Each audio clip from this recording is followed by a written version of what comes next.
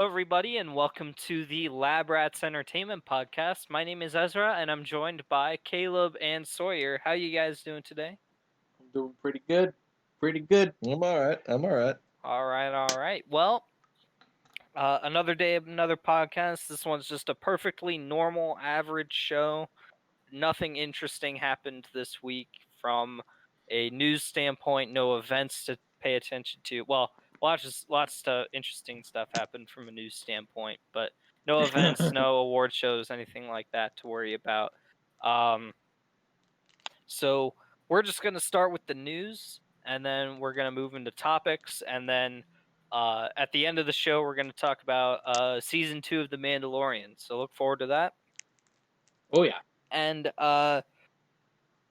so the first thing I wanted to talk about, because this is a more positive thing, and then we're going to go into a negative thing, and then the rest of it will hopefully be positive from there. The first thing we wanted to talk about was a few weeks ago, I think like 2 or 3 weeks ago at this point, WB announced that every single one of their 2021 movie releases would simultaneously release in both theaters and on HBO Max for no extra cost on HBO Max. So, not like Disney moving some of their 2020 releases to Disney Plus with the premium access where you have to pay upwards of $30 to see it early. This is same day HBO Max, no extra charge, just comes with your monthly subscription. Starting with Wonder Woman, so technically their last 2020 release and then all of their 2021 releases. So starting with Wonder Woman, I could probably look up their slate now. Warner Brothers. Here we go. Come on, just show me their movie releases.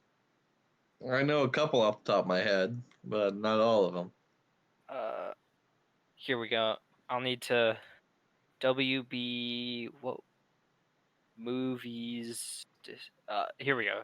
WB 2021 movies list. All right. Here we go. These are all the ones that are coming to HBO Max. So, starting with Wonder Woman, we're also going to have The Suicide Squad, Matrix 4, Dune, Godzilla vs. Kong, Space Jam: A New Legacy, can't wait for that. The Conjuring, The Devil Made Me Do It, The Many Saints of Newark, In the Heights, which is the Lin-Manuel Miranda musical movie adaptation. Judas and the Black Messiah, the Mortal Kombat movie reboot, the Tom and Jerry movie, King Richard, Little Things, Those Who Wish Me Dead, Reminiscence, Malignant, and Cry Mako. So that's a lot of movies. Did we talk? Wasn't the Matrix 4? Yeah, that was in this list. Sorry, I missed it. This is all according to pocket-lint.com. Yeah, sounds right. No, it's just yeah. Definitely a reputable source. But yeah, no, those are the movies. So yeah, thoughts, opinions on this move from WB? It's interesting, but I'm torn on it because I really like how it allows for a much greater sort of it allows much more accessibility and options for those, and I always think options for any kind of viewer is great, but at the same time I think having experienced the debacle of season 8 of Game of Thrones on HBO streaming, I can see that for those who may be less informed or less technically inclined, the experience will be lesser for those who have to stream it on poorer quality internet connection or on a weaker TV, having that hinder the appearance of the films because that's the only way they could see it, if that makes sense. Yeah. Like, not everyone's experience is going to be equal with it because rather than everybody going in and seeing it on a high quality big screen, you're going to have one person who watched it on an old 720p LCD TV screen in their basement, and then some people who watched it on a huge 4K screen in their home theater, and then some people who braved it and went to the theaters. So there's going to be a larger disparity there, which, while it's good for accessibility and those who either can't or don't want to go to the theater, yes, that accessibility is good, but at the cost of everybody having a unified experience. That makes sense. So maybe your worries are maybe more so that everybody's not necessarily going to have the same experience watching these movies instead of like maybe more concern about like the theaters themselves. Is that sort of what I'm getting from? I do have concerns for the theaters themselves, and I do think that if this continues beyond 2021 and other studios follow suit, then yes, it could be a concern. But I think this, based on Warner Brothers messaging in the weeks following, or I guess not necessarily weeks, but in the days following the announcement, I think it's more of a case of Warner Brothers doing this simply because of COVID-19 constraints and as a way to boost HBO Max subscribers. Because the other fine print on these releases is that while I'm sure they'll end up coming to HBO Max again for streaming, when they're talking about releases, if you look in the fine print, it's only for 31 days. Yeah. So Wonder Woman 1984 will debut on December 25th. It'll have a 31-day window, and then it will leave. Now, obviously, I would presume it's going to, when it finishes its theatrical window, it will then come back to HBO Max in like 2 to 3 months after it leaves that 31-day window. But it will be leaving for a specific, unspecified period of time between that 31 days of its HBO Max release and when it inevitably returns as part of the streaming catalog. So I think it's more of a case of HBO doing this as a way to kind of acknowledge, saying, I think Tenet was really the big factor here, was them acknowledging after Tenet, seeing, okay, we're not going to get everybody out to the theaters to see this, and we're still going to release these movies in theaters to try and recoup some of the cost. But for those who still want to see the movies and can't risk going to the theater or don't want to risk going to the theater to see it, maybe we can recoup some of that cost in getting them to subscribe to HBO Max to watch the film rather than deciding to release it with Premiere Access or force people to go to theaters like Tenet. I think it's also telling that HBO also ended their I can't remember how many days it was, but one of their longer free trial periods was also suspended right after this announcement was made. So I think this is a way of them temporarily saying, this is a way of them temporarily saying, okay, let's find a way to recoup some cost while also finding a temporary way of boosting subscribers for our new streaming service. And then I do have a feeling that if it's successful, then by all means, I have a feeling that HBO will continue, and Warner Brothers and HBO will continue this path into 2022. But as of right now, I have a feeling that this is really only a 2021 route, simply because of COVID constraints and wanting to boost their new service. I don't think the theaters will be very happy with Warner Brothers. As far as I'm hearing right now, I don't think the actors are very happy either, because other than Gal Gadot, I don't know if many of them are getting their their supposed returns they were supposed to yeah. get for a theatrical Yeah. release. So I No, already know. For example, I saw the headline today that Marvel Studios was already drafting like kind of workarounds and contracts and payment disputes and everything in case some of their films have to go to streaming as well. So this, I think it's a hassle for the studios to figure out, and it's dire for the theaters. And there's so many factors here that I don't see this like foreseeably like I don't foresee this happening as a permanent fixture unless it is very successful. But it's going to have to be very successful for Warner Brothers, not only for other studios to want to follow suit, but for them to continue this on after the new year. This to me seems like it's a temporary fix for a problem that Warner Brothers did not perceive happening, and I think it solely comes down to Tenet's box office returns. If Tenet had done better, I don't think this would have happened. Interesting. That's just my. I think my that's interesting. Here's Caleb, what's your here's my thing.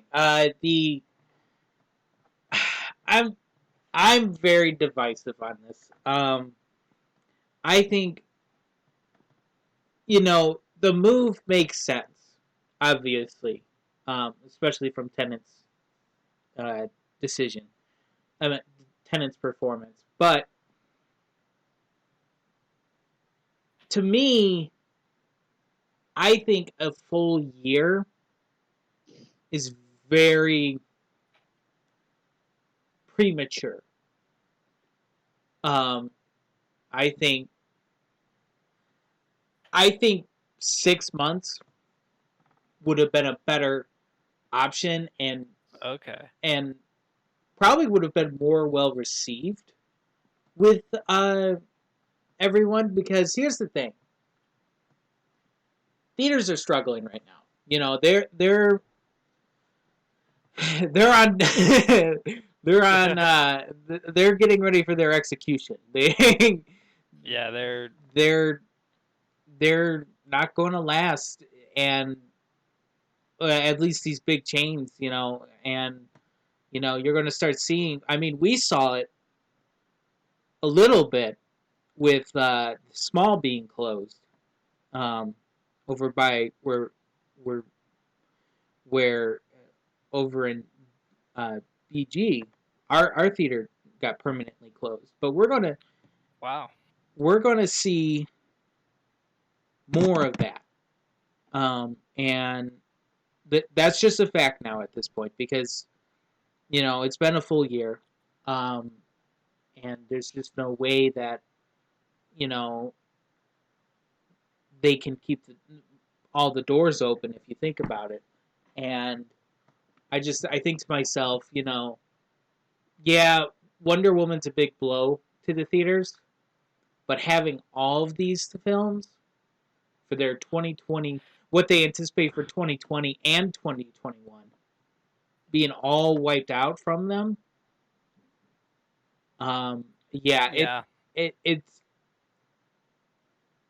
it's something that I don't like with this decision. It's my main thing that I don't like about with this decision. And even if they did, here's what I would have done. We talked about before with the whole Mulan thing that Premier Access was a dumb idea. Never bring that back up again. But here's what I think they could have approached it with. I think you announce it for the full year, just like they did. Yeah. I think you play the video game industry route, and do it's exclusive to the theaters for at least a month. Say a month. Not at least. Just say a month. It could be 2 weeks. Just give some exclusivity to the theaters. and you would have had a way better of a reaction from everybody. From actors, worried about getting their box office, cut, and Yeah. then directors being upset that they made this film and they are not getting the quality that they wanted to bring, um, and that's why the directors are upset right now. And it's just like, yeah, and you know, I will always go to uh, theaters. Like after COVID and all this stuff, like I'll always go to theaters. You know, Agreed. but I think to myself, I'm not every person. Like we're film fanatics. You know what I mean? We Yeah. appreciate the aesthetic. Not everybody does. And having that access to them, you know, while great for HBO Max and while great for Warner Brothers, that ruins a lot about um, theatrical revenue. So I'm very, I don't like the decision. I think there was plenty of ways that they could have gone about it better, and especially shadow dropping it. Especially shadow dropping it. I mean, you could argue that it's technically not a shadow drop because Wonder Woman's coming out next week and they gave about a month's notice. But like, I mean a shadow drop in the sense that nobody knew until it was officially announced on Twitter. Yeah. Like a lot of the studios didn't Right. know until like 30 minutes beforehand. Exactly. Yeah. And that's kind of what I mean by the shadow drop. That is what I mean by the shadow drop. So I don't like it. Um, while I see its perks, believe me, there's something appetizing about knowing that, hey, at least for me, I could go to the theaters and then watch it the next day at my own home. You know what I mean? There's something Yeah. appealing about that. But I also think to myself, I'm like, you know, I should say to our audience, I'm not going to theaters currently, um, and and I've only gone a couple times, like 3 times, since they came back open in August, and it was to go see Tenet, New Mutants, and then a Halloween movie. And each time where I made sure that like, you know, I was actively socially distancing. Uh, Yeah. Sawyer and I, we saw Tenet and New Mutants together, and we kept our masks on and all that stuff. And I made sure before and after that I had not been in contact with anybody. So I had taken the precautions, and you know that it's difficult, because not everybody, you know, can have uh, that type of privilege to balance um,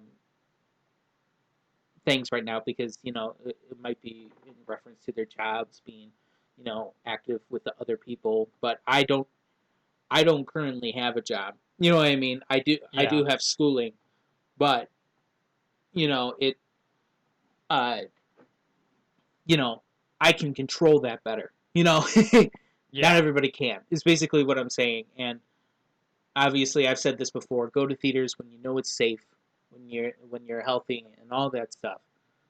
And you know, and you've taken the precautions. Uh and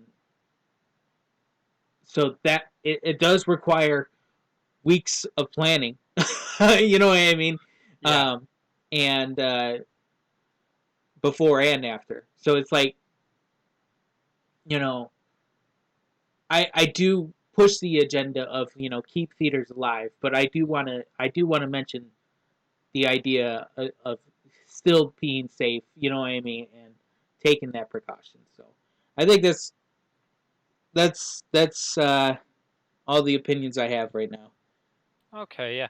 I just wanted to throw in my 2 cents, Mhm. and just um I think, yeah, I think the biggest concern for me, cuz like in my mind, if you have HBO Max and you're like still using, like, you can Mhm. choose whether or not you like um the HBO Max experience. Mhm. And if you do, that's great. You're going to keep it and watch these movies, and it'll be fine.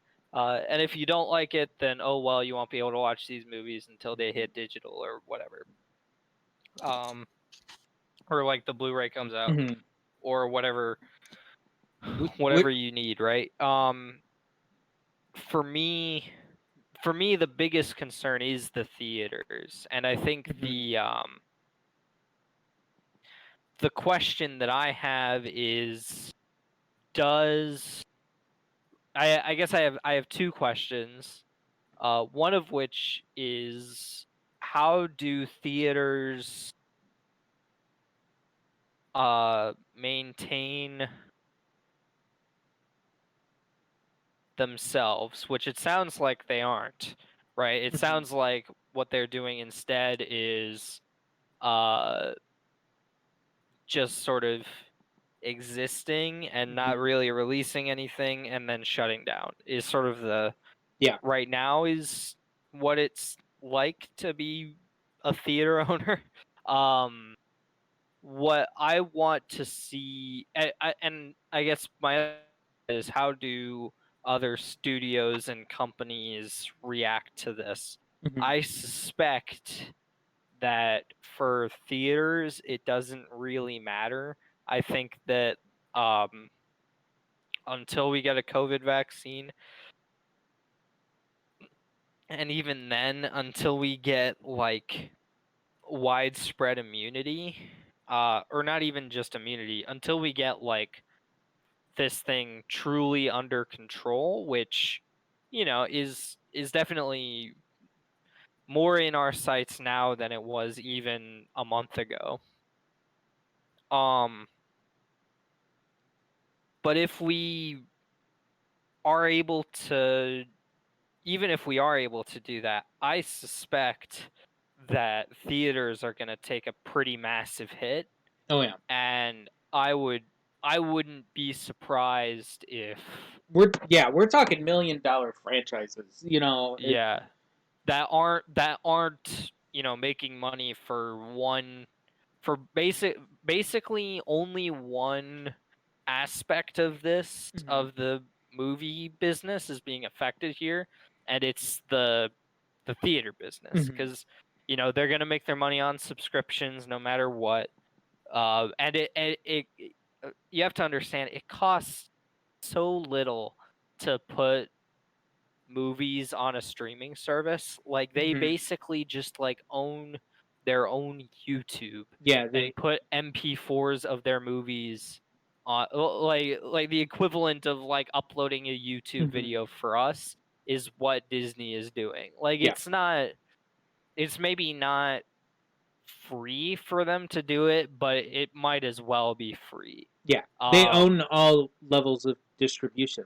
Um. Yeah, and so, if Disney follows suit, if Paramount follows suit, like Mhm. if we see Paramount like push a bunch of their stuff to streaming services, I think that's the death knell. That's it. Like, there's no, Oh, I'm going to just say it right now. Paramount's going to do it. Paramount's on death row as well. They're going to do yeah, it. I suspect, I just don't see it happening, that Mhm.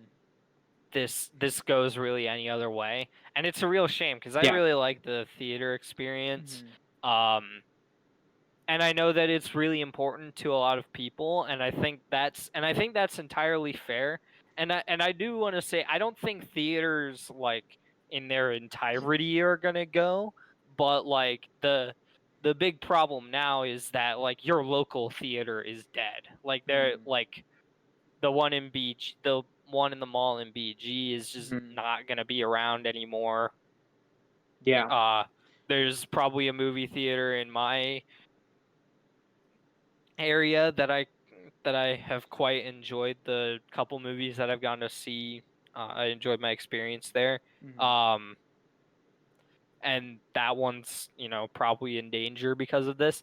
And that's a real shame, and you kind of wish there was a way to prevent that, but as it currently Mhm. stands, it's probably, yeah, these are theaters are probably going to go by the Yeah. wayside for the most part. And it's a real shame, but I don't think that I just suspect there's not really a good way to save them for the moment.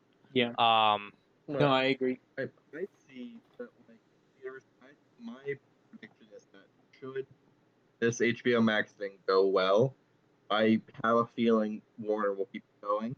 Oh, As you mentioned, as you guys mentioned, I think Paramount will do it, especially with the news that came out in September mhm. that Paramount and Viacom will be renaming CBS All Access into Paramount Plus, Mhm. and oh, Yeah. yeah, it's basically going to not just be the CBS service; it's Viacom's whole. There now it is weird considering Viacom is parent company, but Paramount I guess is a more recognizable name rather than Mhm. like for like if you're gonna get people to watch movies, rather than telling them to go to the CBS app or um, Paramount Plus, and it's and that's switching over next year, and then you have Disney already dabbling in it, and then as we mentioned earlier, with Marvel looking into like working on Mhm. different contracts for if those movies go digital. I see theaters. I don't see theaters ever going away, and I think this was something that was a long time coming, as we see the depreciating amount of people going to the theaters. Mhm. That when you really look at the numbers, a lot of people really only went to the theater. At least if you're talking to like people like us who are movie fanatics. Mhm. We go because we want that big screen and the surround sound and the IMAX and everything. That's the kind of stuff we want. But to the average everyday person, most of the time, if you ask them, "Hey, would you rather see the latest Star Wars movie?" I guess Star Wars is a weird exception because Star Wars is such a legacy thing. But if you ask them, "Hey, would you rather watch Black Widow in the theater or would you rather just watch it on Disney Plus on your own time?" I bet you most of them would probably say they'd rather watch it on Disney Mhm. because a lot of people, especially younger people, Mhm. COVID not even being taken into account before COVID even happened. A lot of more people nowadays who are not movie fanatics, as much as it may infuriate people like us, don't Mhm. really necessarily care all that much about the experience or like the sanctity of the way the creators intended it to be viewed. Like, I yep. mean, as much as David Lynch and Martin Scorsese may, hate on people who are watching movies on their phone, Mhm. unfortunately, that is a significant amount of people nowadays. Well, I don't even And think, unfortunately. I think that, like, sorry, that's just how it is. Like, there's no what's the right way to explain this? Like, there's no stopping that from happening. Like, you can't, yeah, like, there's no way to prevent young people from watching movies on their phones. And I would say, like, I would argue that your movie's probably gonna have better staying power if you can, like, enjoy it just as well on your phone. Um, yeah. Like I think that studios like there's a balance they have to strike here. Like yeah, allowing for more accessibility, like what they're doing with the HBO Max thing, I think is for the most part a good thing. Allowing more people to access these films in the way that they want to watch it rather than forcing people to go to the theater. The downside of that is it's going to adversely affect theaters, which is going to result in a lot of people losing their jobs and a lot of lost revenue. Right. It's I don't think theaters are ever going to fully go away because I think there's enough people like ourselves who would like I can't even as much as I didn't love the movie, I can't imagine having seen The Rise of Skywalker, for example, on my TV at home and not on a big screen. Right. Like or Tenet or something like that. Yeah. Like these movies deserve to have that theatrical experience, but some people may not see it that way. And I also don't think, as of right now, as we've seen during the internet traffic during quarantine, I don't think the U.S.'s internet infrastructure, especially the streaming infrastructure on HBO and these newer services, is quite there yet to handle the amount of traffic that these day one releases are. Yeah. Like we saw, I remember watching the what was it called? Can't believe I already forgot. The Was Mandalorian. it Caleb? Was it The Longest Night, the Battle of Winterfell? Oh, I think it was just called The Long Night. Yeah, the Long Night. I remember watching that episode live, and I remember how horrible Yeah. the streaming quality was. It was horrendously compressed. And not to mention how bad the Bowling Green Forum Wi-Fi is. But that combined with HBO's poor compression just made the experience And on my bad college TV. and how dark it was And what we're gonna in the episode in general. Like it was yeah, so and how barely dark it was just visible. combined for this experience that yeah, and if people on Twitter then went on to complain that it was poorly crafted, which there's enough information out about how season 8 of Game of Thrones is poorly crafted. But I think the greater issue this brings up is now, because there are people, and I'm not saying like, oh, I have to gatekeep and be a snob about the right way to watch a movie. I may have my feelings about the way you should watch some movie, but if you want to watch a movie your way, that's completely your right to do so. At the same time, it's kind of like the way of gaming, with there being more people playing games in different ways. These studios need to adapt to the fact that their films are not all going to now be the same way by group. Not everybody going to a theater on a I screen mean, with that sound. I agree with you to a point, but like DVDs have existed before HD TVs were even a thing. And Well, I like mean, at least with DVD though, you had the same. I mean, TVs would vary, but you had the same. You didn't have to rely on internet or compression structure. I think that's fair, but I think that's on the streaming services. I don't think that is a consideration for the Yeah. studios to make. I Well, I just mean, think that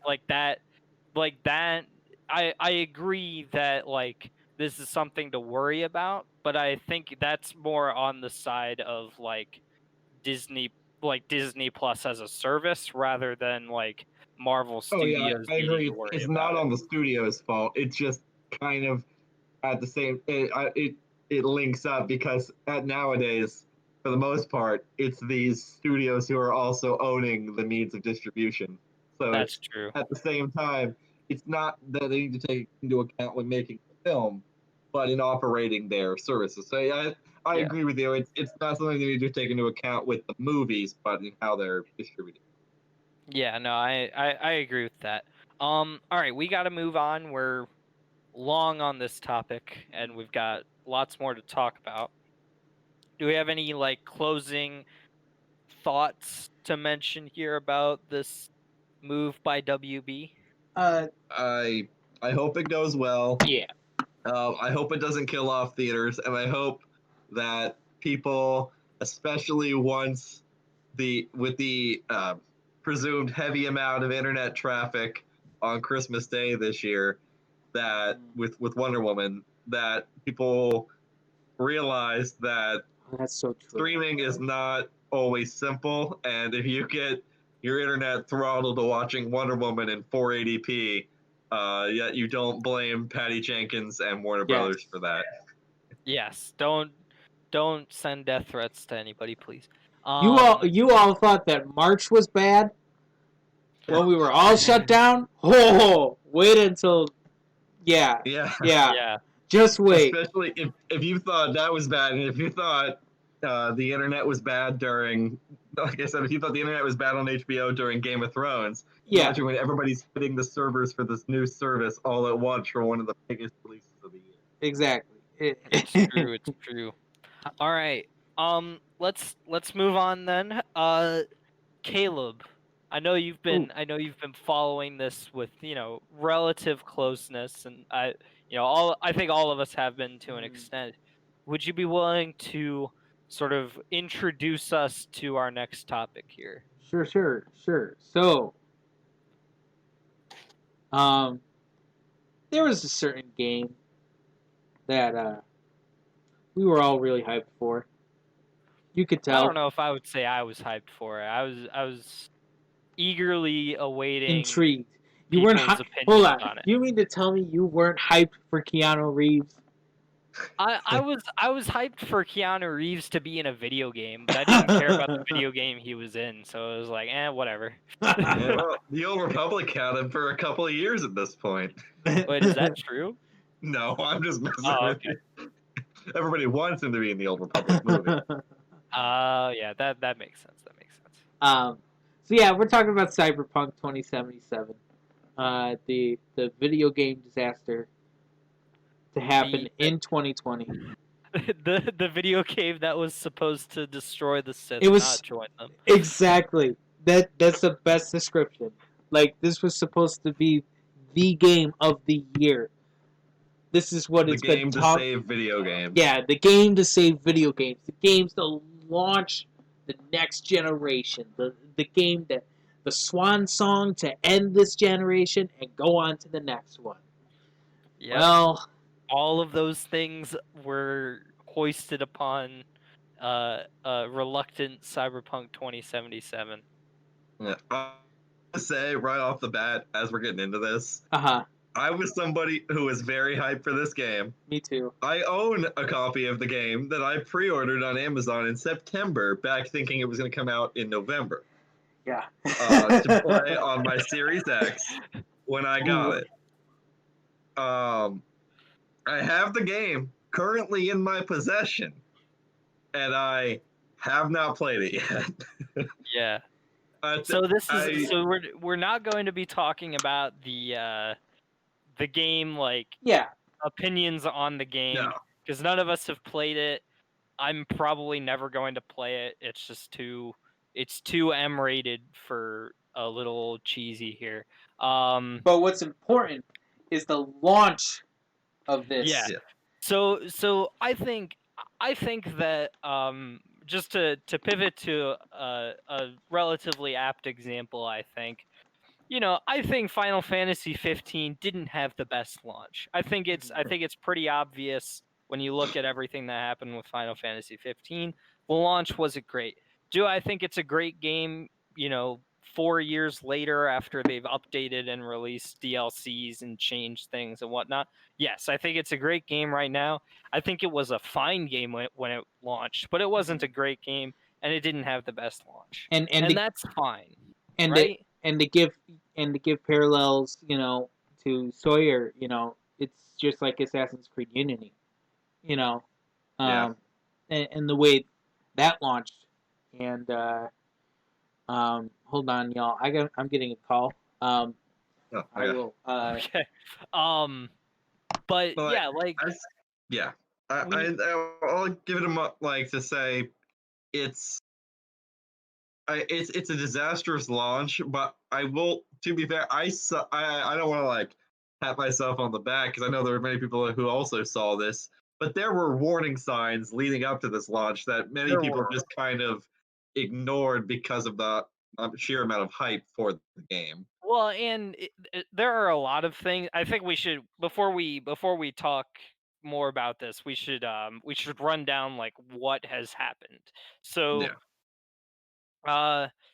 so this actually goes back to before release day, so I don't remember when the review embargo lifted, but 2 days before or something like that. Yeah, it was something like that. And the biggest warning sign in my mind that I thought was maybe the sketchiest thing I've ever heard of in the video games industry, which is saying something. Is when reviewers got their review copies, there were two sort of main stipulations. One was that they only got to review the PC version of the game. And then the other was not only did they not receive PS4 and Xbox One codes, they weren't allowed to show their own footage. They had to use stock footage that CD Projekt Red had given them. Yeah. And Like- that is about as shady as it gets. So hearing that, I'll give them the benefit of the doubt on the footage and chalk it up to, oh well, they didn't want spoilers to be out. And now I know that's being naive, thinking that they're being not. very generous. Like, Yeah. like Like I'm sure most companies probably have a spoiler policy, but they still let reviewers use their own footage. Yeah.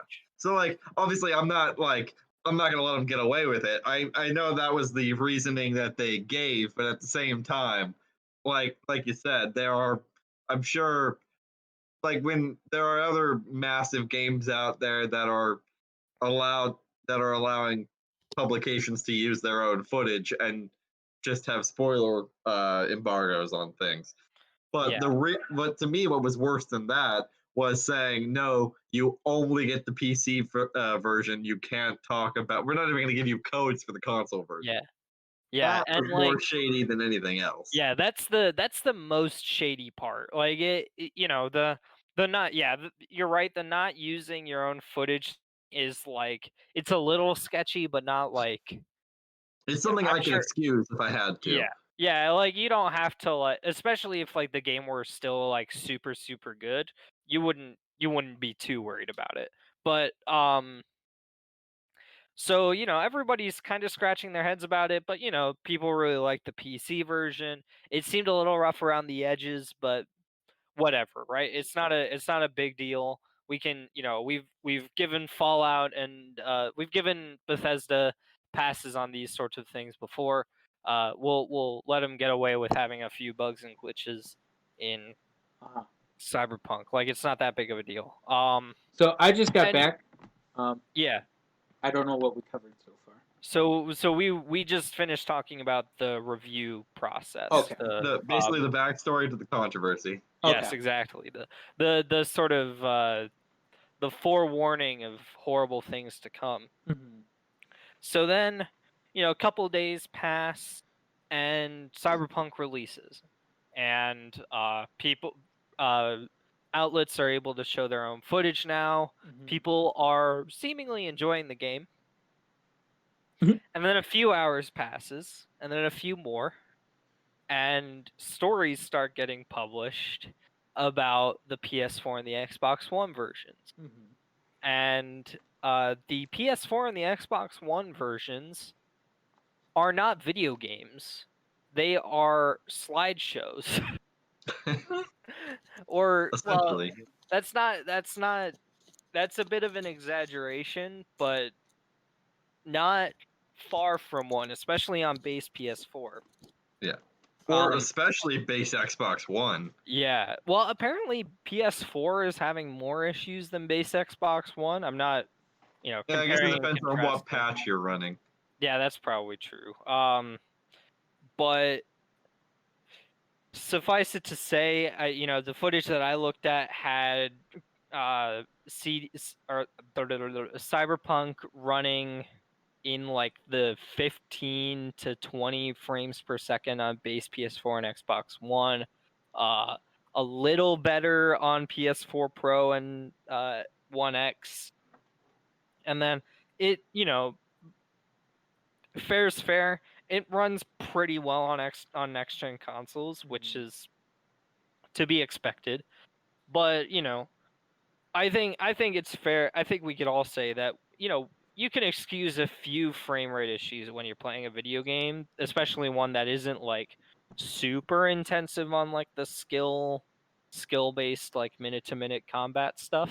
And one as massive in scale as this. Yeah, like you can excuse that. We've excused it before. It's fine. But couple that with super low crowd density and the people in that crowd having super wacky looking models due to loading issues, like stuff out of like a PS1 game, even before that, right? Well, and low resolution. And low resolution, so like we're talking like 720p on the PS4, which in 2020 seems unacceptable to me, unless Yeah. you're like, I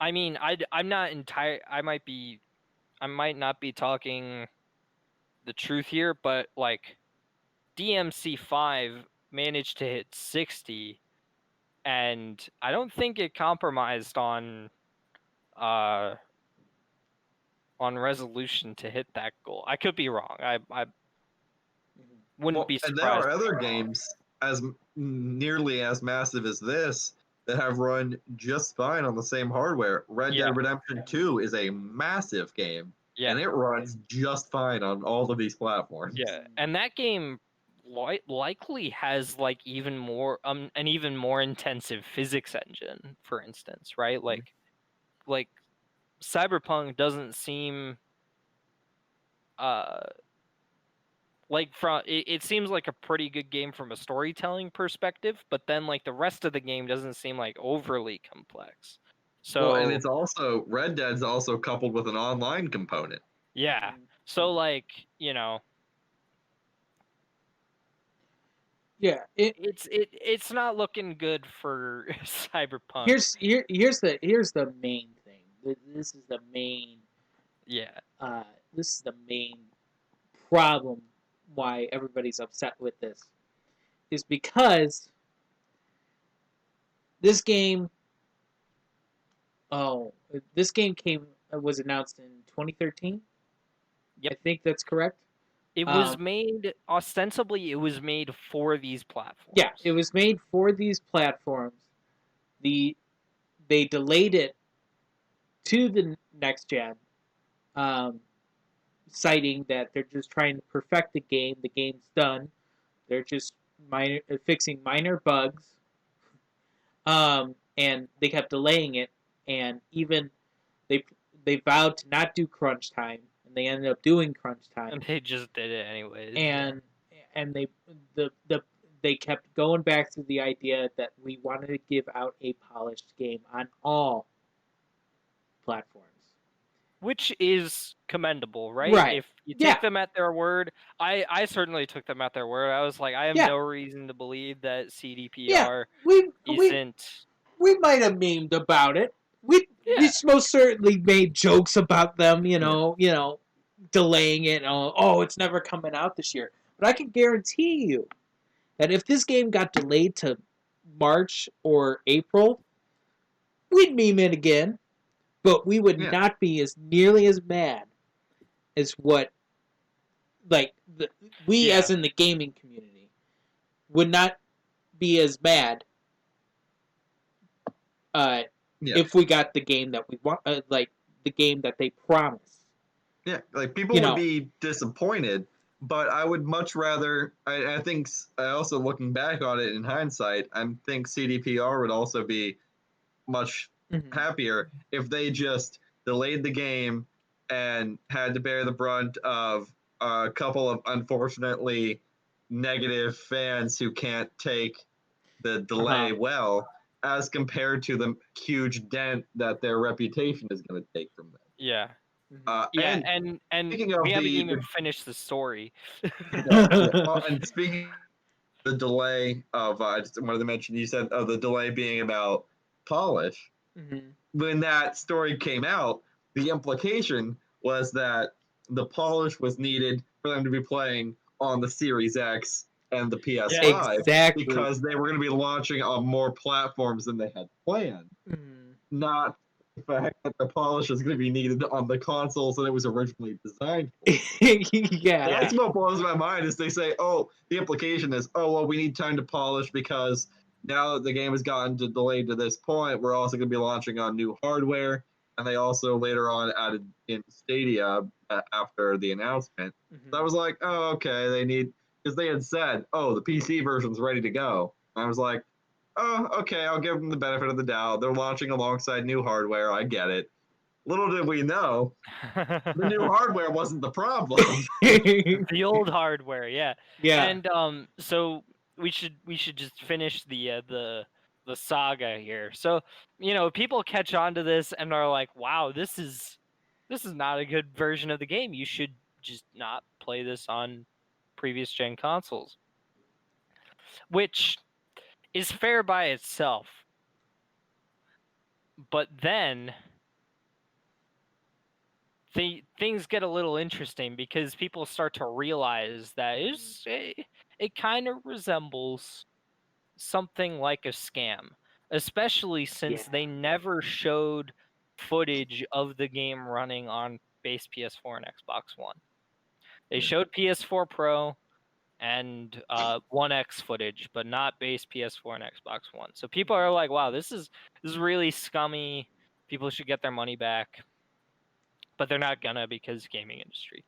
Well, And I don't know about that. From what I've heard, at least Microsoft has been very responsive in giving refunds. I could be wrong about the other platform. Well, so but this is just the start. So then Cyberpunk, or the Cyberpunk Twitter account and CDPR are like, "Okay, here's what we're gonna do for you guys. We're sorry. We wish you would give us a chance," which is hilarious PR language.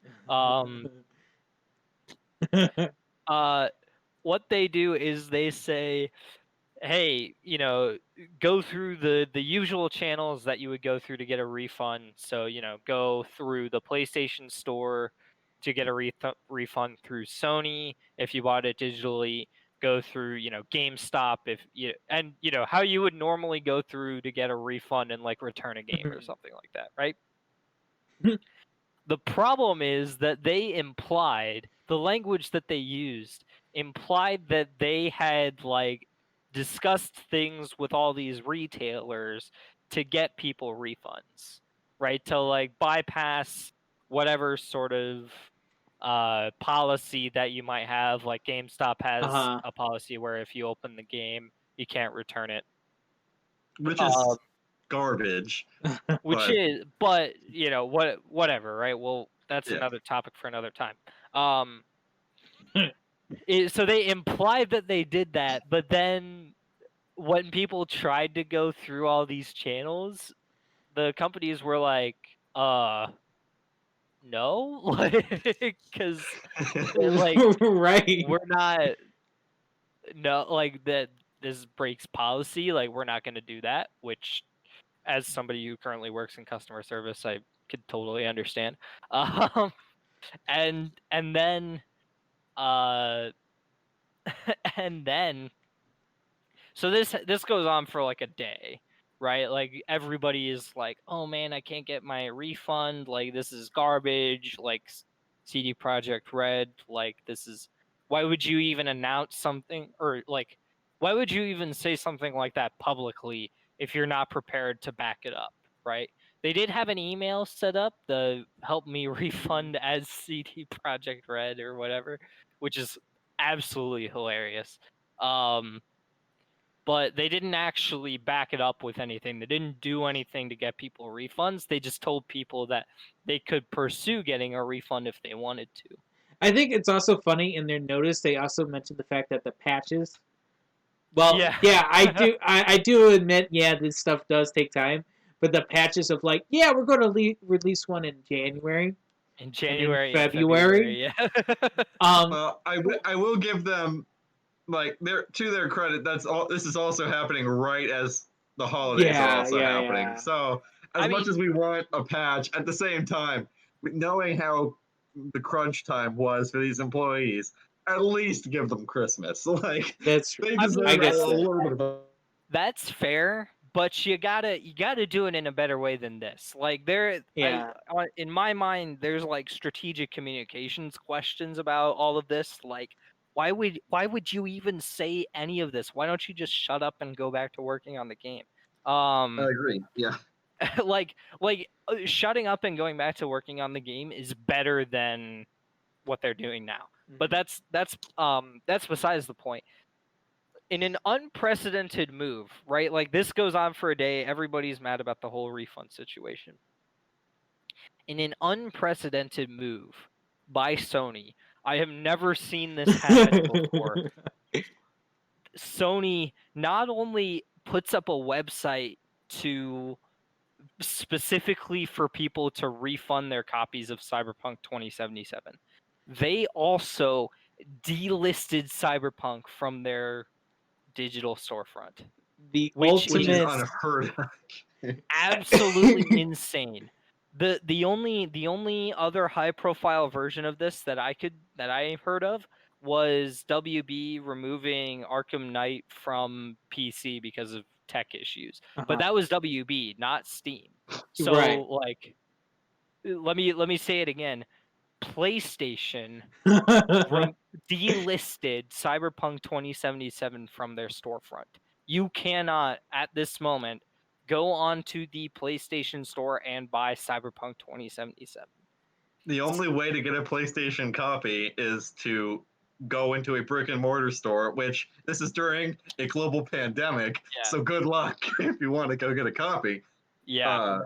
As of right now, the best headline I saw was, and what is the headline was, and what is one of the most 2020 moves, Cyberpunk 2077 becomes an unexpected Xbox exclusive. Until Microsoft took it down. Yeah, and then Microsoft. Well, so it looks like I'm reading it here. Yeah, so they're so it looks like they have yeah, so Microsoft didn't delist it from their store, okay. but they did but they are granting refunds to the people who bought it. So that's and that's that's a step in the right direction, but I think I think it is really funny that this whole year we're like, where's the exclusives? And we and then the one exclusive they have is yeah. Yeah, like, no, I think this launch is it's interesting in the fact that like it clearly needed more time. Now I do think the Sony delisting thing, when I looked into it, it was less of a case of, oh, this game doesn't meet our quality standards. I do think it was Sony saving face and trying to like look good and saying, oh, we're not going to let bad games on our store. But the more I looked into it, from what I could see, most of it was a case of them basically saying, oh, well, CDPR is not going to give us a heads up. So rather than deal with this whole refund nonsense, we're just going to pull the game entirely until they get their crap together, and then we'll put it back on.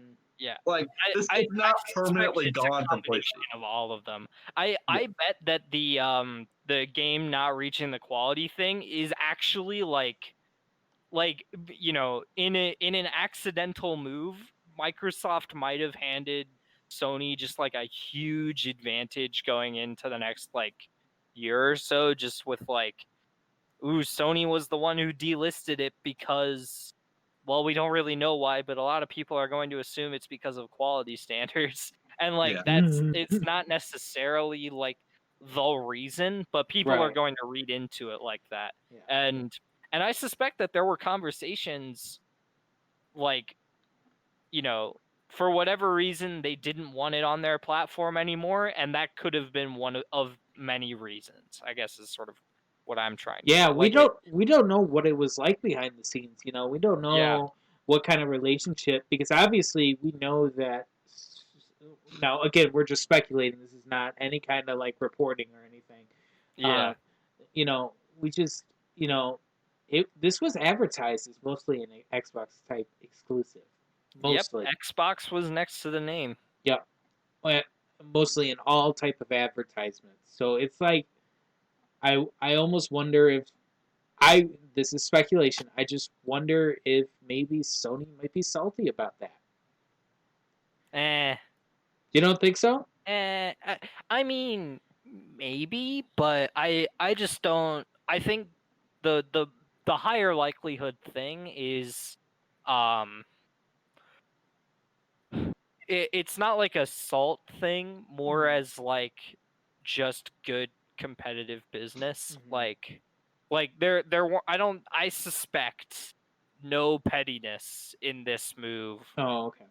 From a like, ooh, like you got the exclusive marketing deal, but we get to delist the game. Oh, like it's not that. It's Yeah, it's it's like, I think it's more, and I suspect actually that the reason Microsoft hasn't delisted it is because of the marketing deal. Mhm. that's So probably a significant like reason. yeah, so I just think I suspect that it was like the perfect storm for Mhm. Sony to do this. It wasn't really one main reason. It was just like all of the pieces fell into place for it to just make perfect sense for them to delist it. And like, I looked at it and I was surprised because I never expected Sony to delist things. Mhm. But when you think about it, it makes like so much sense in my head. Like, it's such a good business move for them to do this, because they were probably not going to make a lot of money off of Cyberpunk anyways. So why not just delist it and look like you look like the good guys, because now you're offering refunds as well. People who want to keep the game can keep the game. Like, they're not they didn't take away your access to the game. They just made it so that you can't purchase the game. And they also get to they were also the first ones to do it, so they get to, like, if somebody else delists the game for whatever, they get to look, they were the first ones to do it. So again, it's much more like multiple reasons having it make sense, rather than just one like overarching reason why. Like, there wasn't just one reason, I guess, is my, and Like the quality standards thing. if I suspect that if there was any level of pettiness involved, it was less about the marketing deal and it was more of of them kind of without warning directing all of the refund info to Yeah. Sony, and Sony just not wanting to deal with all of it rather than having it up on the store for more people to buy and then turn around and try and get a refund. I'm just saying, let's just delist it entirely so we don't have to deal with more. Sort the refunds out, and then once CDPR gets the game in an actual good state in at this point, based on what they're saying, possibly February, then they'll probably relist it. I think that's when Cyberpunk gets relisted. There's no way the game is going to go its entire life delisted from the store. Oh no, yeah, it's gonna come back at some point. It's gonna get, and you know what? Next year, it's gonna get like a FF15 Royal Edition relaunch, right? Like, it's not gonna. This game isn't dead. Like, No, like usually when these kinds of games come out, what happens is that they release, they get their DLC cycle, and then they die. This is not going to happen to Cyberpunk 2077. Cyberpunk 2077 is probably going to get like the Skyrim treatment, right? It's going to be released on everything. It's going to get released on Switch. Like, well, um and to CDPR's credit, at least in their track record, they do have a long track record of supporting their games long after release. I yeah. do believe that they are going to right the ship on this game, that they are going to turn it around. I don't know how Mhm. great it's going to end up on base consoles, but I do think performance on Pro, One X, and next gen consoles, as well as PC, is going to be greatly enhanced. But I can't speak for the base consoles, but I don't see CD Projekt Red as the type of company that's just going to leave this game in the state it's in. Oh no. I foresee a like you said a Final Fantasy 15 style relaunch, or I guess another example to me would be something like uh like No Man's Sky, where even though that Yeah, No game's Man's launch was Sky. completely different, they did that whole 2.0 relaunch. Yeah, and No Man's Sky is like it's telling that like this game is seemingly following a similar trajectory to No Man's Sky. The difference is that even after the No Man's Sky debacle, you can still buy the game.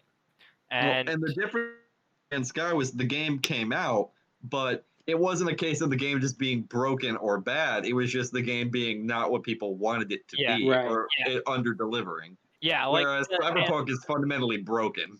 yeah, like it just does not work on consoles. Um, and yeah, it's a whole. I mean, I've been following the gaming industry since I was like 14, and I've seen some bad launches. I've seen people complain about glitches at launch. Game online didn't work at launch for a lot of games. Uh, I think it was, when did Halo 5 release? Was it 2015? Yeah. 2015 was just like a bad year for AAA releases in games. Like it was just not in terms of like buggy games getting released. Like 2015 is kind of like the flashpoint. Not a single game in 2015 released that had as bad a launch as this. Like nobody bought any of the 2015 games and said, "Ooh, I want a refund because this is so broken." Like that didn't happen. They were disappointed because they were buggy, and it called into question a lot of business practices and the like unfinished, like the releasing the unfinished video game thing. It kind of, part of the reason that that is a meme is because of a lot of games that released in like 2014, 2015. Again, nothing as bad as this. Like this is truly an unprecedented launch in the worst possible way, right? Like the exact opposite of Grand Theft Auto 5, if you want to draw comparisons, right? Like the only difference here is that Cyberpunk broke records on PC, but it's like the records it's going to be breaking are going to be worse than, are going to be very negative ones, not positives.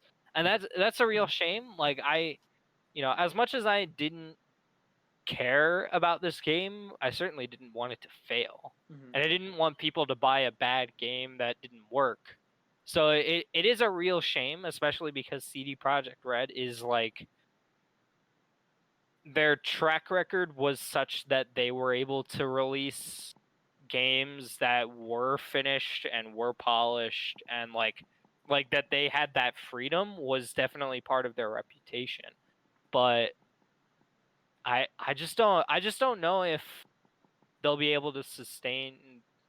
They're gonna have to do some real legwork and not just patches. They're gonna have to do some serious uh like goodwill stuff in order to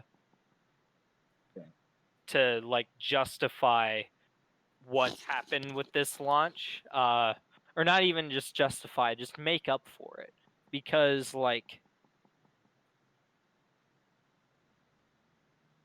you can release a game with some bugs and say, oh, we'll just patch that later, and people aren't gonna roll their eyes. But when you can't really properly play the game, that's a whole different story. And I mean that's what we've been talking about. But I really suspect that things are gonna be really rough at CDPR, and I wouldn't be surprised if we saw a lot of the talent over there start to move away from that studio and move into different corners of the gaming industry, because this is it was just that bad of a launch. Sorry, you're breaking up. We can't hear you. Speaking to my first point, I think. Can you hear me now? Yeah. Okay. Like CDPR, I don't know necessarily if the workers have a choice because CDPR is.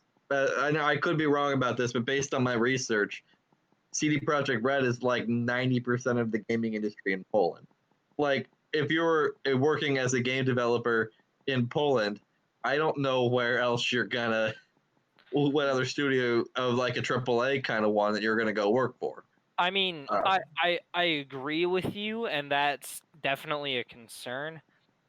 I wouldn't be surprised if some of this talent got some very generous offers from other studios to come work for them. Like, And I will say, just like, oh, I just want to say, like, these guys are like sought after. Like, yeah, we're like, think about like the guys at Insomniac and the guys like the first party guys at Nintendo, guys and girls. I shouldn't be just using the word guy. yeah, Like those people, if they were freed from where they were working and were just like, ooh, I'm available to do any game, right? Like I would consider trying to hire them for a project because they're that right, like they're that good, they're that yeah. talented, and And they're not to blame for this launch. It's the yeah, executives who I blame. yeah, and rightly so, right? So, but like, yeah, I agree with you um on the fact that there's probably not much of a market in Poland, but I wouldn't be surprised if we started to see some like American slash like British devs pick up some of these people just because like their talent is very much sought after, and it's the kind of thing that like if you get a generous enough offer, you'll move. You'd be willing to do that for however much money you get offered. Like that's definitely like in the cards for at least I imagine for a bunch of the people. I can't speak to any one of them personally, but I'd be surprised if that didn't start happening in the next couple years or something like that. No. Like if we start to see like X person famous for making the Witcher series worked on Mass Effect or whatever, right? Like Yeah. that wouldn't surprise me in the slightest. I do think like hearing the messaging, I think CD Projekt Red, it's like I think there was clearly a divide in the studio. The workers seemed very passionate about what they were making. I do think, at least from the messaging, there are parts of CD Projekt Red who clearly care about this game and want to turn it around and repair their reputation. From what I can tell, the game was forced out more than it being chosen to release now based on executive decision making. I do foresee the game getting turned around, and I hope it doesn't. I really hope CD Projekt Red can turn things around because they are a great dev and they clearly care about their final product. They just got screwed over by poor men. Now that doesn't excuse the state of the release of the game, but if they can, I guess the example I liken it to is even though it was for completely different reasons of why the game was poorly received, I compare it to DICE and Battlefront 2. Yeah. Battlefront 2, disastrous launch. Probably the only other launch that I can remember since I followed the gaming industry, except for maybe Anthem, that had as much of it just had become a complete punching bag across the industry. And again, Sony didn't delist that game. Yeah. Like Battlefront 2's issues obviously being different issues, but it had a long road to recovery. But as of when it ended support later last year, it completely turned around. When that game first launched, I had so many complaints with it. But it had turned into a very well put together game with a lot of content. That once they took all the garbage out, they turned it around. This game has a very long road to go for redemption, but I hope they can do it. from what I've seen, it's going to be extra challenging because I have seen, especially in the lead up to it, it almost seemed like there were already people who were trying to take the game down, Yeah, I like agree. bring it down before it even launched. Like it seemed like the messaging from games journalism seemed to kind of already start attacking the game before it was even released. Which to me, like at first, I'm not trying to bring up some kind of like Gamergate type thing. That's not my intention with this. What I mean is that this game already has an uphill battle because it has to not only fight against losing gamer support due to them losing their trust with a poor launch, but its messaging is going to have to be extremely transparent in the fact that not only are they going to be fighting to regain gamers' trust, but they're, as of right now, also fighting against a games journalism industry that is using them as a punching bag. Yeah, well, And Battlefront 2 is the only other example of a game I can think of where it was just constant op-eds of this game is being attacked like constantly. And I get that it gets clicks, but they well, yeah, like, and obviously if it's a big topic, they'll need to cover it. And yeah, I'm not saying it's like, oh, and this, they but kind it of was just, deserve it too, right? Like oh, and they do deserve that's it. what I happened. agree. It's just to me it was a case of like even before the game launched, I was already in my recommended getting stories about, like, I think one of them was Polygon, like, oh, the marketing for Cyberpunk has been this, and this game needs to do this, and it was already getting taken down before it had even released. So I Yeah, think there are some people who almost wanted to see this game crash and burn, and now that it has had a less than favorable launch, that it has kind of been seen as a victory for some who wanted to see the game fail and is going to be a very content. It's not like Battlefront 2 where it was pretty much unanimous that even, and obviously combined with The Last Jedi, 2017 was not a very good time to be a Star Wars fan. I'll just yeah, say it outright. it's true. And so it had universally kind of become as like an example of that being a punching bag. Cyberpunk was a game that is combined with a dev that was universally loved. It had a lot of people backing it. And so now there's this, it's a much more complex picture, and it's going to make a revival of this game much more difficult rather than just everybody saying, like, get this garbage out of my game. It has now become a chance of, let's actually make this a playable game. I guess is Yeah, kind of what I mean. yeah, no, I agree, and I think just a last note on this, I think that like it's it's I think like EA has a reputation, right? Like when people saw the Star Wars Battlefront 2 thing, right? They weren't happy, and they were certainly not um and like they were certainly like truly angry about it, but they weren't surprised because it's EA. Like Yeah. EA's gonna do this, right? Like they were always going. It was always going to happen with almost every game they release, right? Um, with CDPR, they had sort of earned people's trust that like they were going to be the quality first devs, and then uh this happens, and that seems kind of like it's all out the window, right? Like it doesn't matter if the game is good or bad. Like they didn't release a game that works, and or at least on base consoles, and that coupled with a really strenuous dev cycle that didn't that seemed to have just been horribly mismanaged.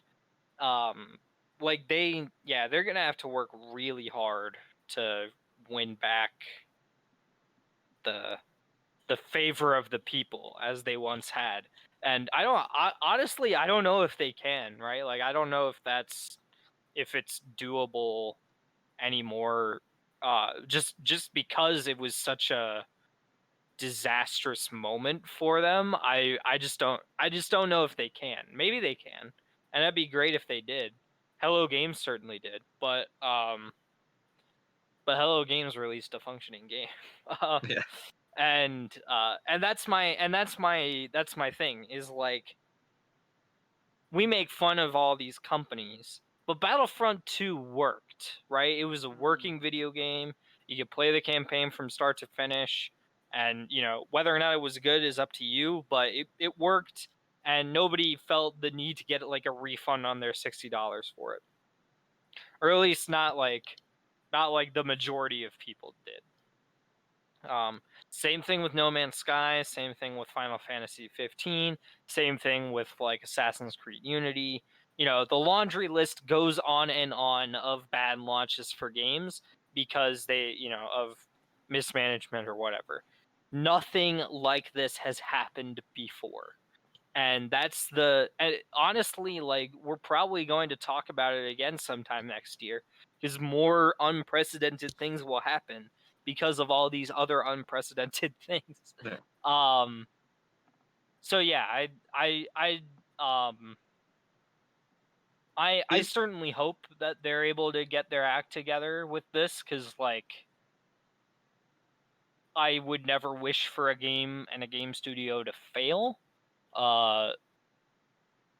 Like that just seems overly toxic to the gaming industry, is to like wish for certain games to fail. Some games I wish would fail because I think that their practices are bad, but I don't want them to actually to fail. I still want them to be good. I just don't like their practices, right? So I hope that this is good, but right now it's really up in the air, I guess is what I'm trying to say. Is like it's really up in the air. Nobody really knows what's gonna happen next, which is weird. Like you could usually see what's gonna happen what's gonna happen in the future from a mile away. But yeah, And to be fair, from what I've heard at least, if you're playing this on PC or if you manage to get your hands on a Series X or a PS5, you may run into some issues, but I have heard that for the most part, it's it playable works. on Yeah. these systems. But for those of the majority of people, because of the lack of availability for the next gen systems, Yeah. if those were available, it'd be a different story. But it's Well, and I do want to say, the PC caveat is fine and all until you realize that you have to have a pretty nice PC in order to run it yeah. well. So it's like, yeah, it's not, yeah, it's just not a good situation. I my biggest like not prediction, but my guess is that the scope just changed midway through, and the person who was saying, "Hey, we shouldn't do this," got drowned out because CD Projekt Red wanted to release it as a cross-gen game and not a previous gen game. So Well, and the problem that this game got announced way too early. you do not announce your next game until you finish the one you're currently working on. Like, don't do that. Like, It was announced way too early, and yeah. the fact that it was a game announced before the PS4 and Xbox One were even out, which then proceeded to become almost ostensibly a launch title for the next gen systems, is just Don't do that. baffling. Yeah, it reeks of poor management. Yeah.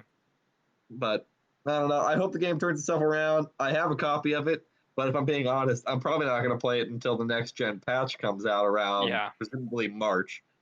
So we'll see. Yeah. Hey, and you would be entirely justified in doing so. At least it gives Yeah, me more time to play Doom. exactly. Which More time to I play want to Doom and I Last want of to Us. I want to end this conversation with this one last bit meme that I saw, and it was, remember when games came out and they just worked, which was then followed by in the corner just a lonely picture of Doom Eternal sitting in the corner of 2020 launches that had no issue. Well, and I just want to say, Square Enix best quality control in gaming, baby. Woohoo! Like I'll give you I that. haven't played and Nintendo, right? Like everybody hates Nintendo, but when was the last time Nintendo released a game that literally didn't work? Oh, that's right. Never. Like I thought you were gonna say bad game, but I was gonna say, like, are you forgetting the Wii U era? those games worked, right? They That's don't true, they exist. worked. Like They came and forget went as whether or soon as not the they were Wii U good. came. Did they work? Yes. Um, That's EA speak for you. it is Did EA they work? speak, isn't it? Yes. It's true. It does say something about how our standards have been lowered when we say, "Does it work?" That's what I'm gonna. Forget what I just said about EA. That's Ubisoft speak for you. That's true. It is. Yeah. Ubisoft is probably more guilty of that. Caleb, any final opinions on Cyberpunk's launch before we move into topics? All I'm going to say is, I thought the yellow notices that gave me so much anxiety before launch have now given me anxiety after launch.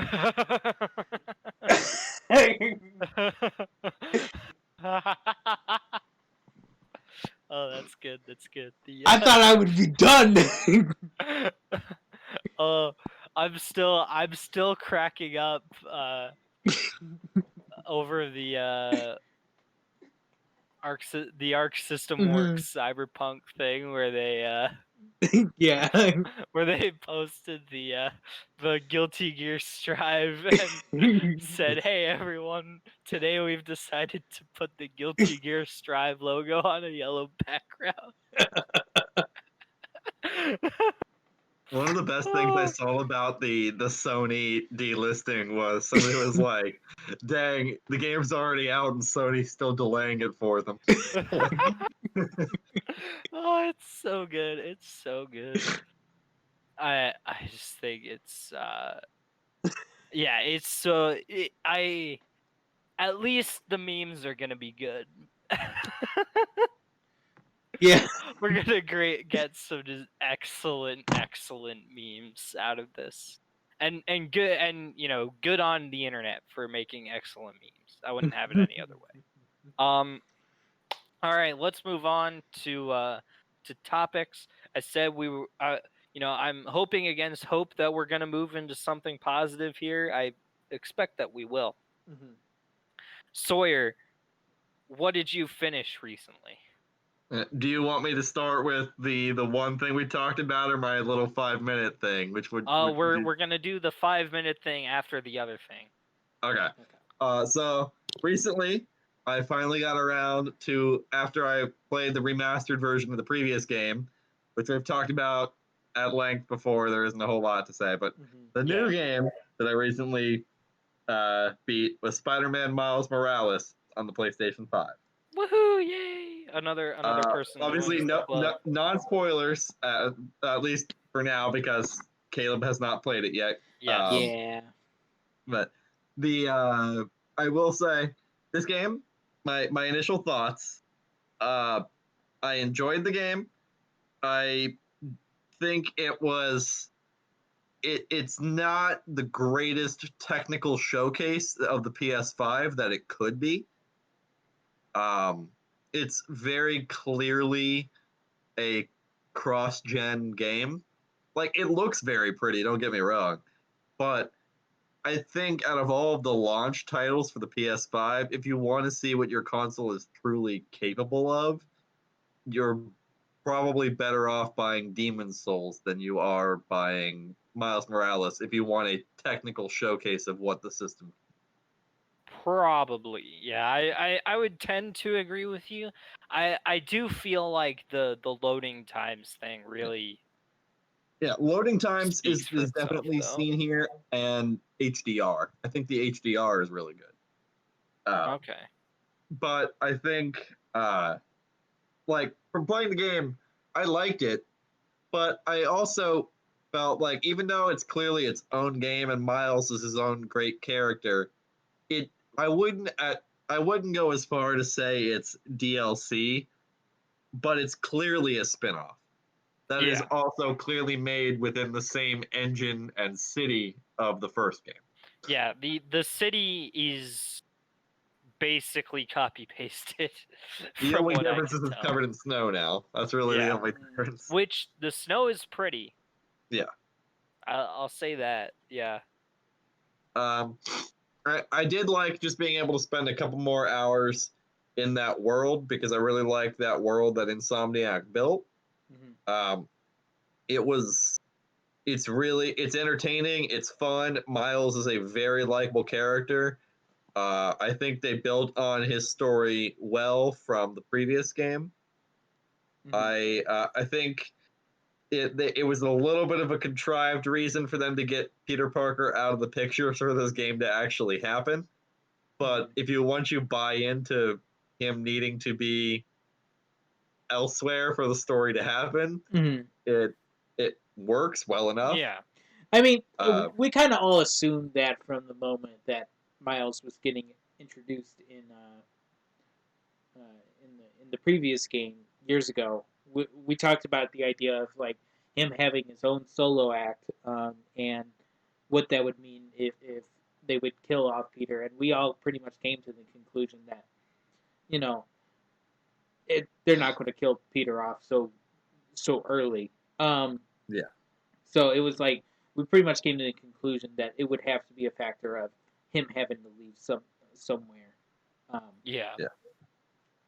And it's pretty easy to. Yeah, I think it's not like a super tough sell. Like mhm. it's not. It's obviously like relatively forced just so that they could get the story to happen, but it works well enough. Mhm. And it's not like Peter is just like missing from the game. Right. Like a big event will happen and you'll like immediately get a call from him and be like, "Yo dude, I saw what happened on TV. I'm right on my way now." And like they'll have like a conversation about that. So it's not like he's not present. Right. It's just that he's like there isn't another Spider-Man doing Spider-Man things, which makes Yeah. sense. And Although you can also, glitch the game to play as Peter if you want. You could do there that. also is a good. I do like the way they've kind of enhanced or like the Peter not being there. As much as I really kind of missed him, because as much as I love Miles, Peter Parker is always the Spider-Man I grew up with, so he's the one I had the most attachment to. But I do think for the narrative that they were telling, Peter being gone allows Miles to truly come into his own as a character. Yeah. And the city only having this one Spider-Man for a period of time, kind of like that uneasiness of this new guy taking on the role is shared both with Miles himself and the city, and the game reflects that. And I thought that was a really interesting way. A lot of the side missions really effectively portray that. Um, like I think the game it's really well done. It's short, but it's to the point, and I appreciate that it didn't have a whole lot of filler in there just to Yeah. stretch out the runtime. I appreciated that too. Yeah. It felt like they could have very easily put me on like different like spread out a lot of these things and they didn't, and I appreciated that. Yeah. I liked it. It also makes sense that they priced the base version at $50. Mhm. Yes. I probably would have gone at even maybe down to 40, but I think packaging them in the Ultimate Edition with the remastered version was a good move. Yes, it was. I think the only reason why it's priced at 50 rather than 40 is just because the way game prices have changed with next gen. Well, like the next gen Yeah. stuff. So I think $70 thing.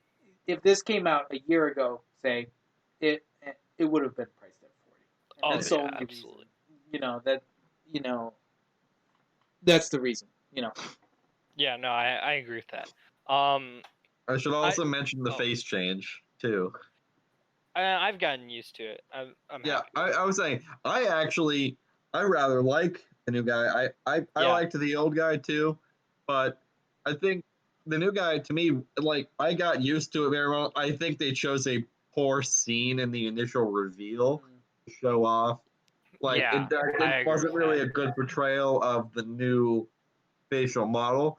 I think for a majority of the scenes that you see him, he works well.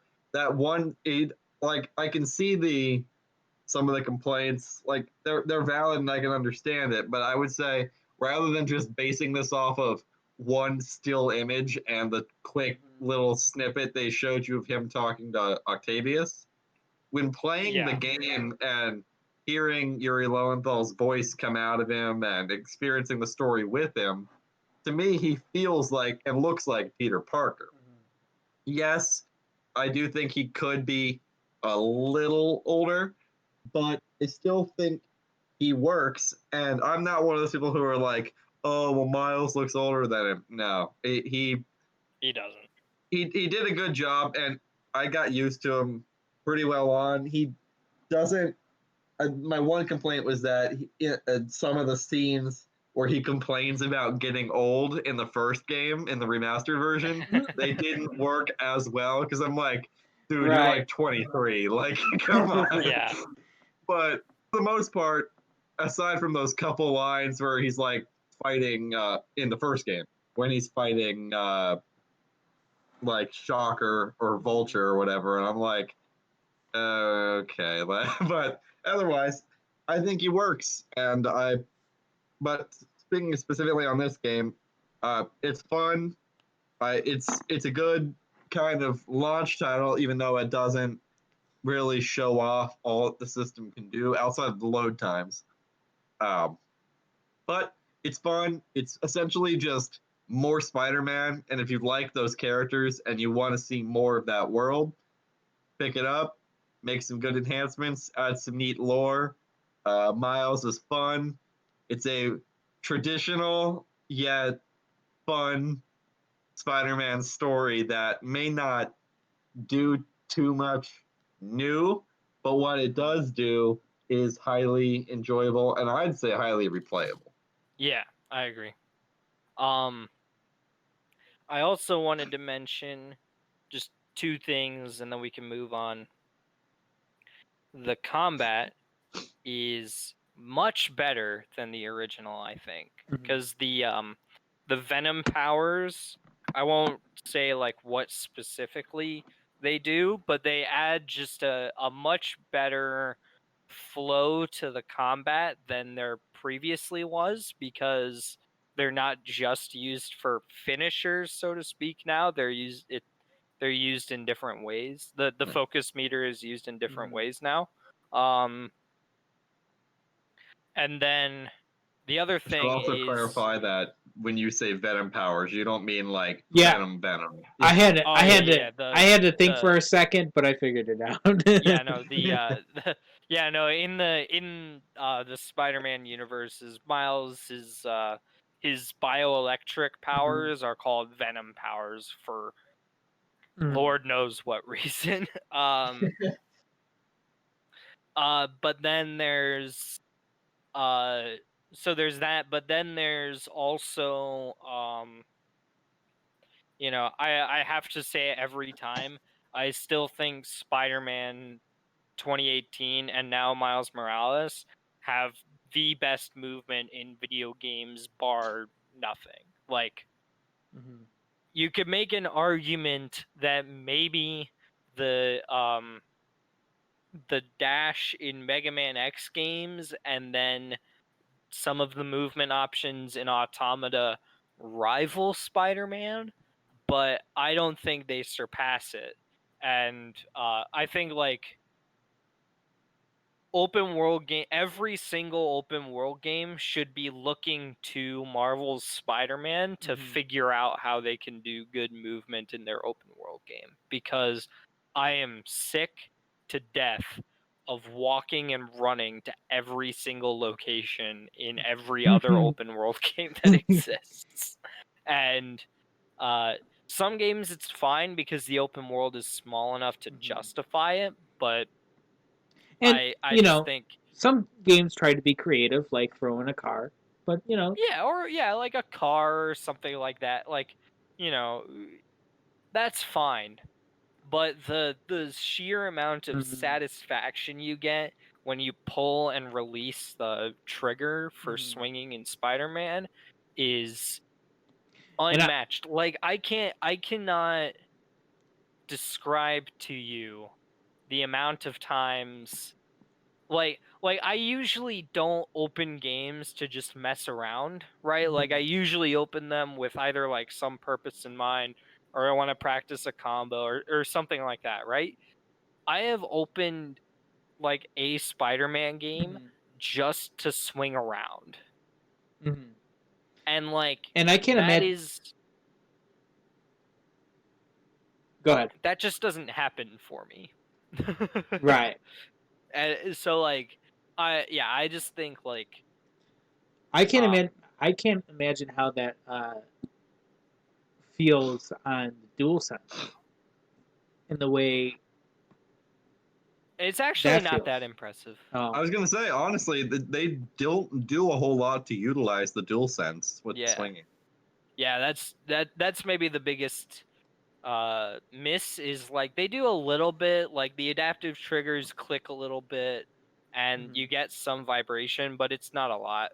You Um do if you. I noticed that because they don't use a ton of the adaptability of it. If you when you're swinging around the city, if you don't like, usually if you're like me, you hold down the trigger all the way with like a little bit of force. If you just kind of lightly hold it enough to where the like you could, it's kind of hard to describe without holding a dual sensor, but holding it enough to the point where before you could feel the next click down to where the adaptive trigger kind of clicked in. If you yeah, just hold it before that point, I actually got more feedback from that than I did of just holding the entire trigger down. interesting. I still think it's interesting you say that the combat was better in Miles. I agree with you on the Venom powers adding more dynamics to the combat, but I think coming off of the Spider-Man remastered, and I guess this is also an effect of Miles being smaller and less refined. The combat hits didn't feel as impactful as the first Spider-Man. Sure. And Like I think that's fair, but I just really liked the flow of like building up to the Venom powers and them just like using them to clear enemies, I guess is sort of yeah, the way that I envisioned it. like I mean, it's still fun. Like it still has that same loop. I just didn't feel the same amount of impact in the punches and kicks that I always got from Peter, Sure. except for occasionally the stealth takedowns. Still kind of had that kick to them that I thought that feedback was good. Yeah. It kind of reminds me of my complaints with some of the sword strikes in some of the earlier Assassin's Creed games, where like Caleb, you might know what I'm talking about here. Where an example being, I think Black Flag's a good example sometimes. Where in Black Flag, when you would you'd get to the last enemy, and as you're finishing them off, and it has that like slow mo thing where it pans around, but rather than feeling that impact, it's kind of just this light finishing move, and you're like, where's the impact? Yeah. You know what I mean? Like that's sometimes how I feel with some of these regular combat moves, but the finishers and the Venom power still feel great. It's just sometimes I was left wanting a little bit more weight to the combat. but at the same time, Spider-Man is not exactly a character who is known for weighty combat like Batman. He's more known for agility, so it makes sense within canon. Yeah. Yeah. All right, let's move on. We'll go more in depth on the story once Caleb plays it. Which probably won't be for a little while, but that's okay.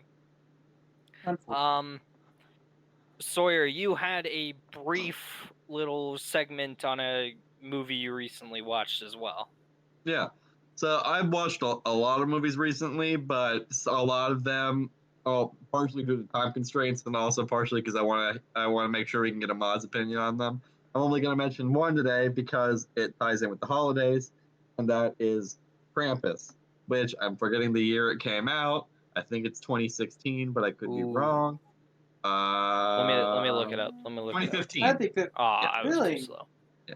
that was sooner. 2015, directed That's by weird. Michael Daughtry, starring Adam Scott, Toni Collette, and David Koechner. It is I actually was surprised at how much I enjoyed it. I watched it on my family has AT&T TV, so it was on demand. Well, not on demand, but like streaming free with cable. And it's basically the story. It's Krampus is essentially, for those who don't know, he's the anti-Santa Claus.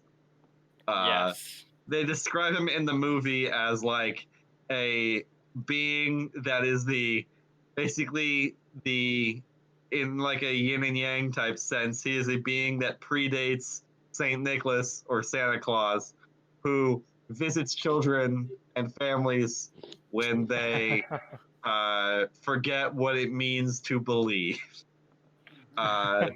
So it's like what happens if the kid from Polar Express doesn't doesn't believe in Essentially, the Santa way Claus. that I explain it, and this makes sense based off the director, for those of you who have seen it, it's essentially the Christmas version of Michael Daughtry's 2007 film Trick or Treat. Okay. In terms of like the pumpkin, no, what's the guy's name? The kid with the bag over his head in Trick or Treat, Pumpkinhead or whatever his name was. How he in that movie was essentially the embodiment of Halloween, and if you disrespected Halloween or those traditions, he would come for you. It's the same way in this of you disrespect Christmas and St. Nicholas and you forget what it means to believe in Christmas, Krampus will arrive at your doorstep. It's dumb, it's cheesy, but it's fun, and I guess the best way to explain it is if you liked Trick or Treat as a kind of just fun, turn your brain off celebration of Halloween that kind of wasn't too scary, but it wasn't too funny. It was more of just a celebration of the season with some tongue-in-cheek moments. That's kind of how Krampus is. It at times it feels like it's trying to be a Christmas Vacation type movie, and at times it feels like it's trying to be a generic horror film. But when you just sit back and relax and realize that this movie is just trying to be a dumb, fun, like subversive Christmas movie along the lines of Trick or Treat, it's worth a watch. It's not too scary. It's not too violent, at least by my standards. It's funny, not as funny as I wanted it to be, but worth a watch if you're snowed in, or I guess everybody's kind of in a way snowed in right now. But if you can find it on a streaming service that you have, I wasn't able to find it on anything other than AT&T TV. If you have FX Movies, it's on FX Movies. But worth a watch. It's 90 minutes of dumb fun, and especially if you were a fan of Michael Daughtry's Trick or Treat, definitely give this a watch. It's essentially the Christmas version of that film. Only thing is, I got some flashbacks of Hereditary with Toni Collette in this movie, because there's some shots where I'd see these shots and be like, oh, I don't want to remember that. Like, don't A bring it back. PTSD from Essentially, yeah. From a But movie in pretty the funny. future. it's it's a fun film, and also even if you don't celebrate Christmas, still a fun watch because it's got a great cast and it's doesn't have a great ending, but it's a fun 90 minutes that you won't regret. Okay. I think one of the big problems with the movie was that I think a lot of the trailers spoiled it. Yeah. If what I remember Oh. from the film and of from the film's response, uh, and and I think I remember because there was just so much hype going into the trailers and stuff. Yeah. I think that's what really made that film not well received. um, Well, I think it was also hurt by the fact that with Krampus not being a copyrighted character, mhm. but also not having the same like notoriety as something like Santa Claus, which is a obviously a figure that existed well before cinema even. Mhm. Yeah. Uh, Krampus being a relatively recently new newly created figure, but not being a copyrighted figure means that around this time of the movie was being released, being a major studio picture, there was a lot of Krampus B movies that were also coming out at the same time to just cash in on the Mhm. release with similar names or similar ideas and themes that I think public perception just kind of buried this movie because they were all like, oh, all those Krampus movies are all just bad bargain bin garbage. But this was the only one that wasn't just a Mhm. straight to DVD bargain bin garbage like Yeah. cash grab movie. It was an actual attempt. So if you do decide to watch this movie, make sure it's the 2015 directed by Michael Daughtry version starring Adam Scott and Tony Collette, and not any of the numerous terrible, like straight to streaming, straight to DVD knockoffs that there are with similar names. Believe Okay. me, if you go on Amazon Prime and search Krampus, there are dozens of movies with Krampus in the name, and almost all of them are terrible. Oh yeah, Yeah. you go on to Amazon Prime for anything. You're walking Oh into yeah, a whole B-list catalog. um. All right. Well, continuing on with movies, uh, Caleb, will you tell us about I think just one of the movies you watched recently, right? Well, it's actually not a movie. It's actually a limited series. Oh, okay. It's So like a 6, 7 episodes yeah, type thing. 7 Okay, yeah, episodes. Yep. Uh, uh, cool. I recently, and it's a newer show. I think it came out a month ago, but with finals and stuff, I never got around to. Well, I couldn't get around to it until just now. But I watched The Queen's Gambit, and I loved it. It was a great show. This is relatively fresh in my brain, in a sense that I just finished it yesterday, so I'm still like formulating many thoughts on the series. But one thing you got to know about me is that as a kid, I loved chess. Now Okay. I haven't gone back to that. I haven't gone back to it in recent years because the way I've been focused on acting, directing, and writing. Yeah. Um, so it's kind of just been pushed aside. But you know, it Yeah. is. It's not. The story is about chess, obviously, but it's like it. It's much more than that. It's got a really compelling story. It's about this orphan who is a child prodigy uh, for her amazing chess skills, and she's always wanting to be uh, number one. That's that's her goal, and so her end game um, is to beat a beat the world champion um, who is Russian, and this takes place during the Cold War. Um, Oh, okay. so it it's such a this is what I mean by like I'm still formulating thoughts on it. So it's going to be hard to expand a little bit, but uh, it it's one of those shows that grabs you from the start, and I it felt like I was watching a 7 hour long movie. Like it never slowed to me. It never um, each episode was its own arc, but like the whole season was, I would say, perfect in the way it was balanced out. And to feel like that, to almost feel like a cinematic experience. Um, Yeah.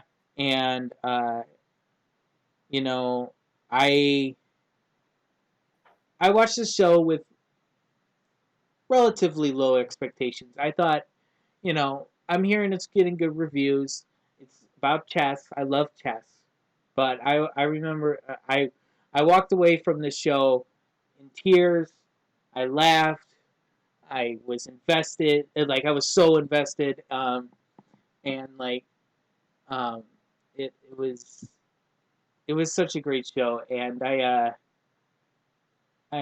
remember like when the credits rolled. Obviously, there's the the shock you get once you realize that it's all over. But this time, for me, I ended this like when the credits were rolling. I had this big grin on my face. I was just so happy that I was I like I love this show, and I think that we are privileged in these past few years of getting really great quality TV shows, and it's become hard to you know to rank one or over the other. But for me and my experience with the show, I think it's definitely one of my favorite shows I've ever watched. So Wow. it's it's a good show, and you know it it's got it has it's really well acted and really well written and directed. Like I have no complaints on any any of the way it was portrayed. Like I didn't find one moment, I don't think, of like that's a bit weird, or like that's a weird cut, or you know what I mean.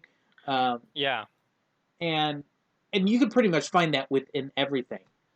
I can tell you, I found a couple of that in the Mandalorian, but this most recent episode. But um, you know, and that goes to show you how much I enjoy the Mandalorian. You know what I mean? Meaning, I still that's just an example of something that I really enjoy. So to say that I didn't find any like it seemed flawless, and uh, it's definitely you know we've had a lot of great stuff this year, and this is something that um, I would definitely check out. Okay. It's high praise. Yes. All right. Well, before we move to the Mandalorian, I did want to mention something. So Mhm. I think I've talked about this on the show before. I'm not entirely sure, but I think I have. It's a little game you might have heard of called Chrono Trigger. If you haven't heard of it, it's a game that came out in I don't know when it actually came out. Chrono Trigger. Here we go. It's a game that came out in 1995 on the SNES. Mm-hmm. It was made by a dream team at Square Enix. So, Mm-hmm. just to name a couple of names here, Nobuo Uematsu, who you might Mm-hmm. know as the composer behind the original soundtrack of Final Fantasy VII. And 8, right? They Probably kept them around for most a of the couple Final games, Fantasy yeah. games, like most of the original Final Fantasy games, at least. Yeah, like he's super famous. Like he composed the main Mm-hmm. theme for Super Smash Bros. Brawl. Like Mm-hmm. just there's like a whole ton of different projects. Um, and then the other one, Akira Toriyama, who you might know as the creator of Dragon Ball, which I don't know, that's a pretty big Mm-hmm. a pretty big franchise. So like the team behind this game was like, it was sort of like the passion project for like the dream team in 1995, right? Like Mm-hmm. if you wanted people to make you a really awesome game, these were the people you would tap to make it. I played it a few years back on the DS Mm-hmm. because it was ported to DS. I am in the middle of my playthrough on PC now because I wanted to play through it again. Mm-hmm. And I realized that I probably didn't do it justice when I talked about it. For whatever reason, I can't really remember what I said about it. But that's besides the point because, gosh darn it, I'm talking about it now. Um, and I think the main thing that I wanted to touch on was uh, the time travel in this game is the best use of time travel in a video game I've ever seen. Because like there are like 6 or 7, I think 6 time periods that you travel between. It's a fictional world. Um but you travel sort of back and forth between 6 different time periods. And uh and it's the same world. So like you are revisiting some areas, but what you're often doing is going back and so like for instance, you go back in time and there's like an ancient civilization of reptilians that aren't around in your time period, and like these reptilians are like super intelligent compared to the humans of that era and stuff. And so you go back in time and like get to interact with them and stuff, but like you don't know why they aren't around in your time period until like later in the game where you find out why. And there are whole areas around like this civilization and stuff. So like it's not just the kind of time travel that you typically see where uh where like you go back in time and like a few things have changed in the house and like dad's not around, or something like that, where it's like nobody um nobody really cares about that kind of time travel from like a mechanical perspective, because it's just an excuse to change areas and change the look of something without having to change the entire landscape. What Chrono Trigger does is it does a little bit of that, but like not only is there the like intrigue surrounding the time travel, like, ooh, what's changed about this time period? What different areas can I access here than I could back in like the present or in the far future or something like that? There's not only that, but then there's also the aspect of time travel where where like side quests will follow time travel. So, for instance, um, there's this item that I don't remember what it's called, but there's this item that you need to get to complete a side quest, and there's a guy who has it who's very greedy, and so he demands a like an unreasonable amount of money for you to buy it off of him. What you can do is you can go back in time and give his ancestor something that he needs for free, and what will happen is the ancestor will realize the benefits of generosity and instill that onto his children. So then you go into the future and Oh. you ask for the item, and the guy gives it to you for free because he wants to be a generous guy. And it's stuff like that in the game. Mhm. It doesn't all have to do with time travel. Like, for story reasons, towards the beginning of the game, you go on trial, Mhm. and I won't say why, Boom. but Bottom. but there are but there are like but like before that there are like little mini side quests, like, and the one that I did was like I retrieved this little girl's cat for her, and uh and then in the trial the little girl will show up and say, hey, this guy saved my cat for me, and then like as a character witness, but she won't show up if you don't do that side quest. So there's like it's such a like detail oriented game. It like I think of Chrono Trigger kind of like I think of um like Wind Waker or Breath of the Wild Mhm. or Kingdom Hearts 2 or Near Automata. Like Chrono Trigger sort of belongs in that very short list for me of games that like I think everybody should play because it is like you owe it to yourself to play it. Not because I want you to play it but because I think you deserve to play it because it's that good.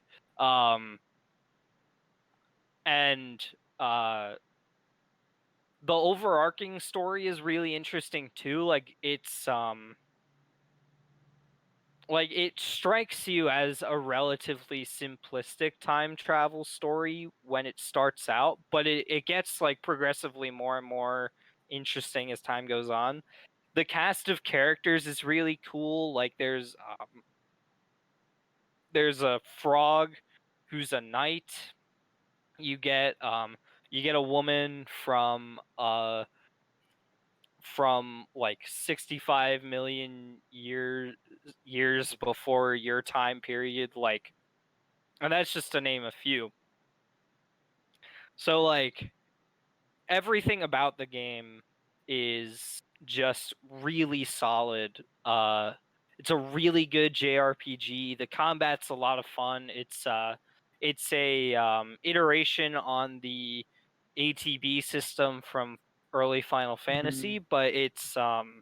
but it's got its own quirks. Like it has, instead of like a separation between spells and skills, what it does instead is that they're all skills, but then characters can like team up and do combination attacks based on what skills they've learned.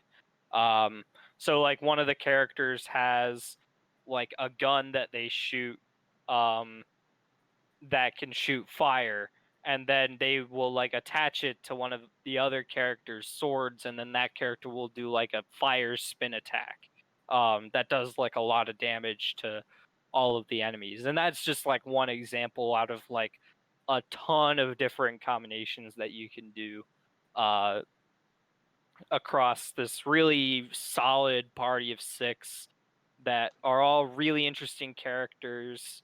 uh they're not the deepest characters in JRPGs, but they are um but like it's an iconic cast for a reason, and one of the reason is that each character has their own story that they need to worry about, and like uh and it's not just like they join the party and their character arc is over.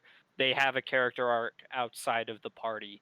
And it's all really well executed. The game has a billion endings too. Um like there's a secret character as well. Like uh it's such a iconic game that like um that I play a lot of JRPGs that like I walk away from it having enjoyed it, but not thinking like, yeah, no, if you didn't like JRPGs, I couldn't see you liking this. This is one of those games that I think surpasses the genre and is just like a super uh like it's one of gaming's essentials, I guess is what I'm trying to say. Uh and like it's not on everything. It should be on everything, but it's on iOS if you want to play it there. It's on Steam. You can get it on DS. That's it. The DS version is probably the best version of it. Um, it's if you wanted to play it on a SNES, you could. um, it's probably super expensive on SNES. Is it on SNES Classic? I would be surprised if it's not. I have the SNES Classic, but I I honestly can't remember if it's on it or not. I don't Uh, think it is, which is wild. I mean, Symphony of the Night wasn't on the PS Classic, so I don't know. Yeah, I just think uh I'm gonna be going through it again because I love it so much. Um, but I think everybody owes it to themselves to play it if they appreciate um like if you can uh how do I put this? If you at all have ever found enjoyment in a video game story, I think you would enjoy Chrono Trigger. Is my is the last thing I'll say about it. And it'll run. I won't say it'll run on everything, but it can run on a lot of things. And it's only like $15 on Steam, so give it a try. It's definitely worth your time. some high praise. Yes. I gave it better praise than I give like 90% of the games I play. Like Chrono Trigger I think is just that special. I'm definitely gonna have to check it out. Yeah, definitely. All right. Well, speaking of special, uh Mandalorian season 2 is over, everybody. Um how do we feel about it? I will let. Do you guys want to go first, or do you want me to go first? Uh I want to hear from Caleb first. oh. Um Put him on the spot. you know, you sure you want to hear from me first? Hmm. Do you need some time to formulate an opinion? Is that what I'm hearing? Well, I have opinions. About I'm okay how with it hearing ends. anybody's opinion. I just picked you out of a hat. Yeah, I could talk about it. All right, talk about it. So this season was an excellent season. Like it was a really good season. Yeah. My you know, we even had a mid-season review of it. So I will mostly talk about like stuff that is, um, you know, uh, that was after it. That way, Yeah. Although we didn't talk spoilers during that mid-season review. yeah, So. that is true. That is true. But we did, um, uh, So this season was it was a very good season. I think they did,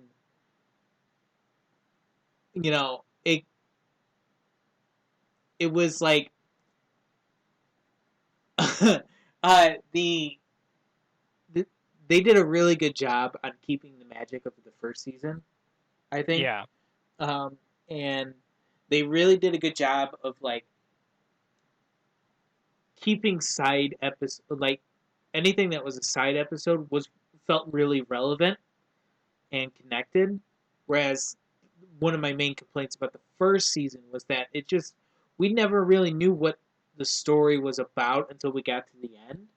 Um, and while that was fun to see different adventures from uh, uh, the Mandalorian and Baby Yoda, and that really sparked the magic of of those characters. It was nice to have a linear story of it making like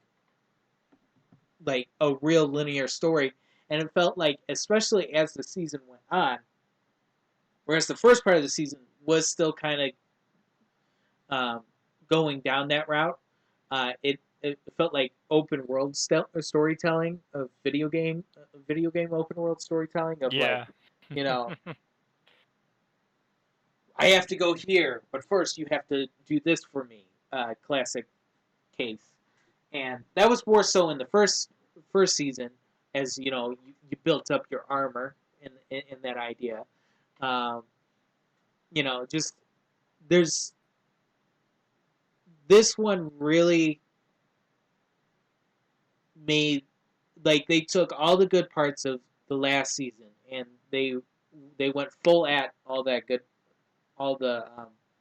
great parts, while also introducing a lot of new players in the scene. And like in the first season, we all weren't quite sure of what the vision of the show was going to be. Um, Yeah. this, well, I can't even say that now, but uh, this season told me that they have a really distinct vision of where this story is going to go, and what this means for the larger um, story at hand. And for the most part, there's a couple curveballs in this finale that I um I have questions about. But the but for that aspect alone, it um you know they killed it. Special effects were great for the most part.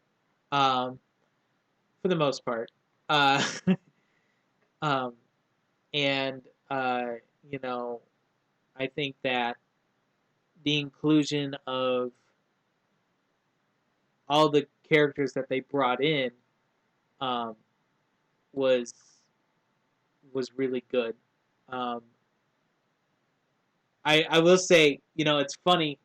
Uh, this season had a rotating cast of Agents of Shield characters, and I loved every minute of it. Um, I counted up to 5 Agents of Shield actors showing up. 3 of them were Imperial, um, which was really fun. They didn't last long for most of them, but it's just funny to see that um, you know, Yeah. Agents of Shield, you know, more of those actors showing up and stuff, and really, unless you know them, you're not going to recognize them for the most part. You'll recognize, obviously, you would recognize Ming Na Wen, because she's the main character of Agents of Shield, and she plays Mulan, um, the Yeah. the voice, and so she's a pretty big name actress. And other than that, though, the other 4 you probably would not recognize. You'd probably be like, I've seen this person before, but you probably would not recognize. So pretty cool that they got more, like they're getting more work in like a big, in a in a big budget thing. Um, so it's really cool to see them all pop up, and I'm like, now I'm like, where's Coulson? Where's bring them all in, but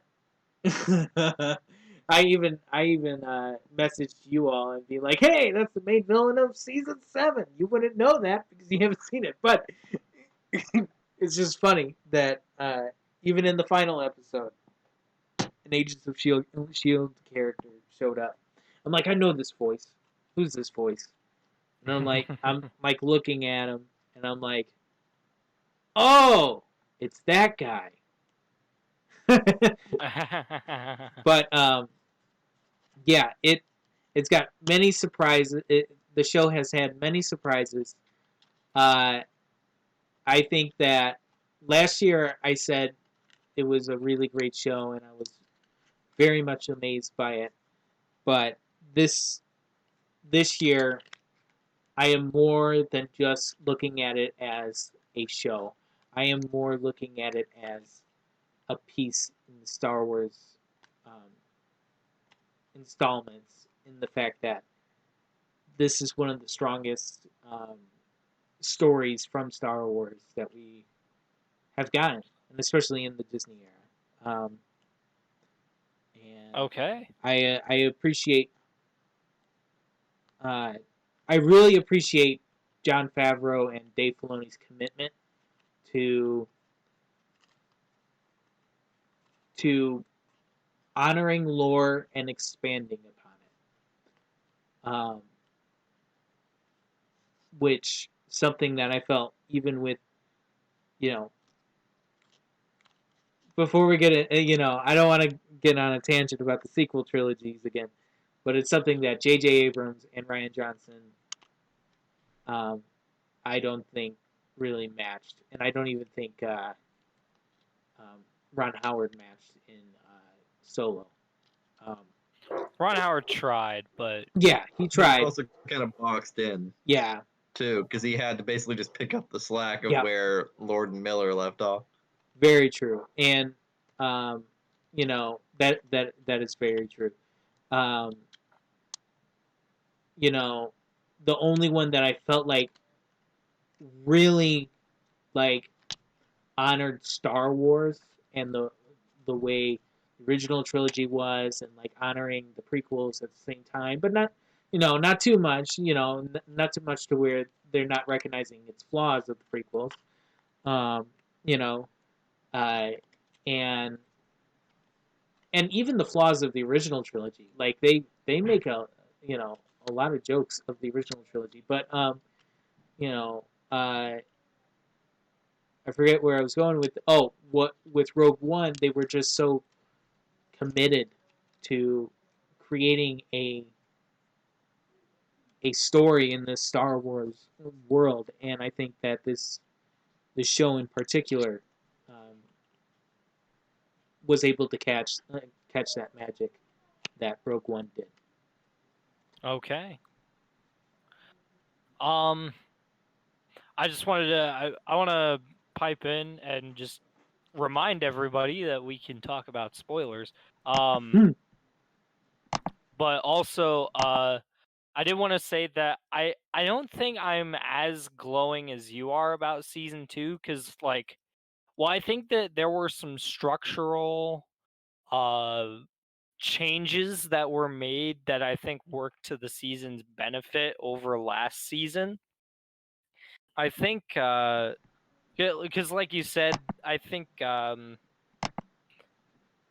the change in direction from making it like seem kind of linear but not quite linear to having some pretty clear goals this season that they were trying to meet Mm-hmm. with uh Mando trying to find a Jedi basically to get Grogu now is his name. Mm. Um to trying to find a Jedi to get Grogu to train. I think that all worked. My issue was, I think that like it all felt like a bunch of really disparate narratives that had nothing to do with each other being just sort of thrown into the show without oh no, not without reason, but like without proper setup. I think you putting proper setup is the exact uh, term that is definitely I felt um, was lacking this season. Was Yeah. everything felt so fast and like brief, like Yeah, so like abstract I think almost. the perfect example of this is like is Boba Fett, right? Yes. Like what in my mind, and maybe this isn't correct, but it seems to me that somebody wearing Boba Fett's armor would make like people would have heard of Boba Fett, right? Especially since he's the one who got Han Solo. Right. And so like somebody walking around with Boba Fett's armor would have been like would have made waves as not as like more than just a Mandalorian. And so like I was expecting more on like how did he get out of the Sarlacc pit? Yeah. My Like my big question was like, what what what is the what's the story behind him of not wanting to be with the Empire anymore? yeah. You know what I mean? Because when we see him in this season, he's very like, like, oh no, it's the Empire. Whereas I'm like, Yeah. you were working for them the last time Yeah. we saw, and like, I know your progression in the Clone Wars, and I know your progression, ever since Jango Fett died. Yeah. You know, you were on a path for revenge. You know what I mean? And it made sense that you were in the Empire, and the show's not discounting that, but it's also not explaining why Boba is so willing Yeah. to go against the Empire and work for the Republic. It's kind of like it's almost kind of like a hidden Anakin Skywalker arc, except we never got to see him flip back. You know what I mean? Yeah. I don't I know. agree. I agree. It's weird. It's weirdly executed. Mm-hmm. Sawyer, I want to hear from you. I, oh, I like the show a lot. I will say, I think it's sometimes a show that's at war with itself. Mm-hmm. Like this was especially noticeable in the first season, and less so in the current season, but still there. Of like, and people will label it as filler, but I don't think people understood what the original intention of the show was. Mm-hmm. Like, due to like the renaissance we're having in TV right now, and I think a big portion of the people's response is kind of the way that binging and shows in the streaming era have become, of everything being serialized and just it essentially just being one long story broken up into chunks. The idea of episodic television has kind of gone away. Mm-hmm. And the original idea, from what I know of The Mandalorian, was essentially a space western, kind of and structured in a way similar to, even though it's not a western, to the X Files. The X Files would have the mythology episodes where you would follow the FBI conspiracy and the aliens and Roswell and all that. But in between those episodes, you'd have Mulder and Scully going off to some random state to investigate just a random monster of the week. And it was that kind of give and take of, oh, you get a little bit of mythology here and there, but then they become the next week of Mando and Grogu go to this planet to help the locals fight off yada yada yada. Like that was the structure of the show, was essentially a space western of Din Djarin like roaming the lawless post-Empire galaxy, helping different locals in need.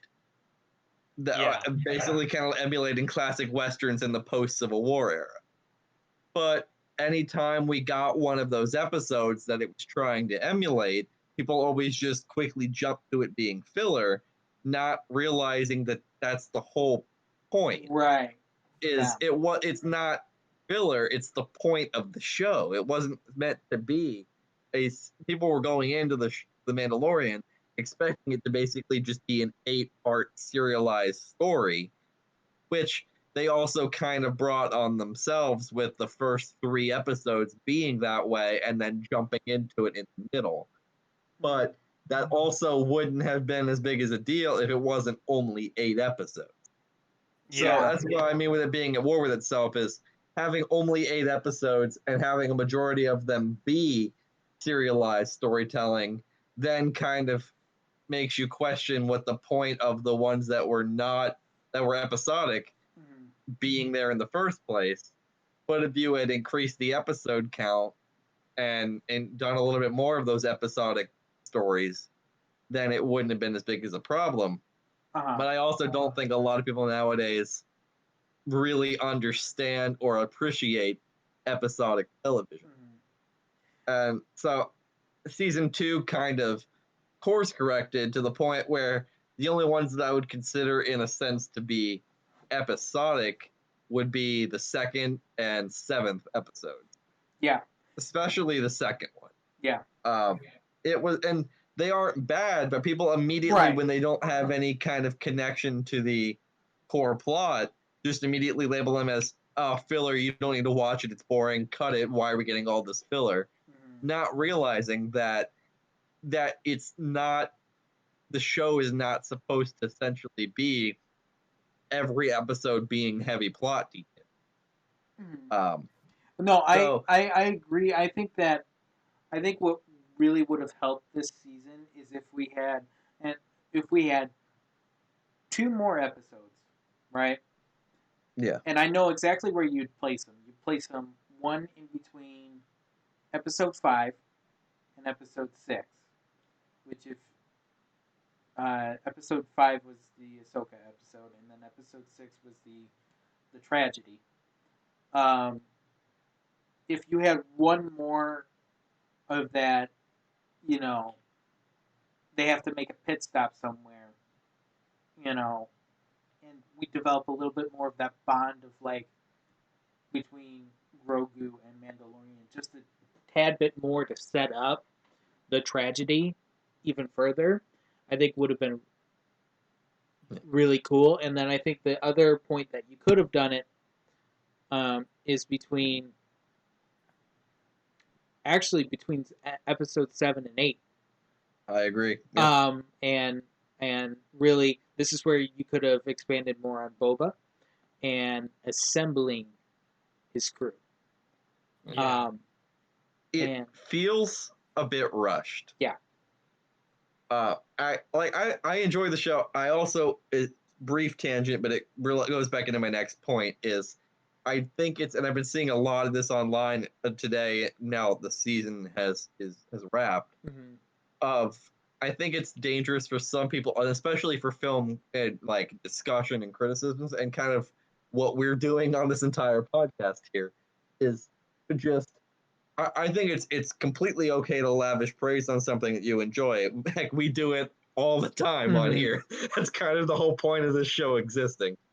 But I think it's dangerous to just look at something you like, and anytime in a fandom or a group of people who appreciate the specific series, to just make it immune to criticism. And Star Wars has kind of been notorious for that, especially in the Disney era, where I've seen people online who had, not even just about the finale, but the season as a whole, have had small criticisms here and there, but have overall enjoyed it. But then the comments have been, "Oh, people are just looking for something to complain about," and yada yada yada. It's like it's not people just trashing the show. It's just saying, "Yeah, I liked it. There's a couple things here and Yeah, there." it's got People flaws. having people having some critiques here and there doesn't take away from your enjoyment of the show. Mhm. Yeah. Like, hey, like if you thought the episode was the best 46 minutes you had ever seen and ever watching anything ever,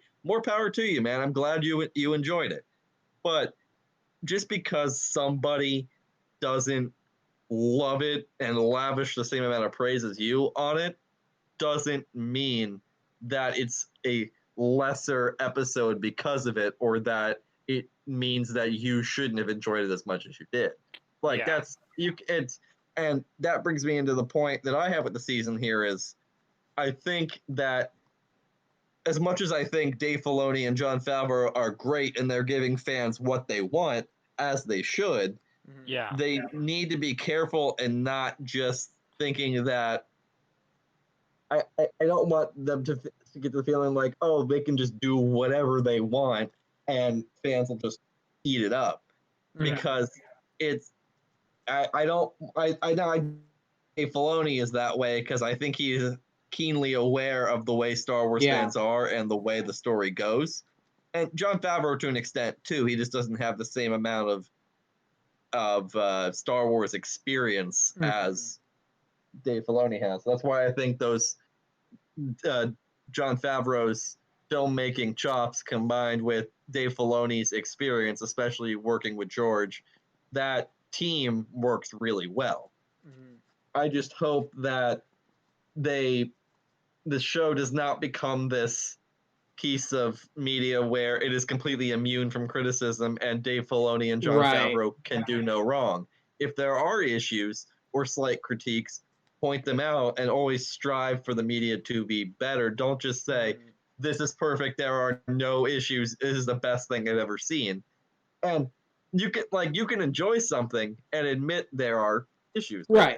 it. I Yeah. love the prequels and admit they have a ton of problems. Right. Like they're in and I still subscribe to the idea that even if there are technical issues, what something makes you feel is more important than any technical issue it may or may not have. Right.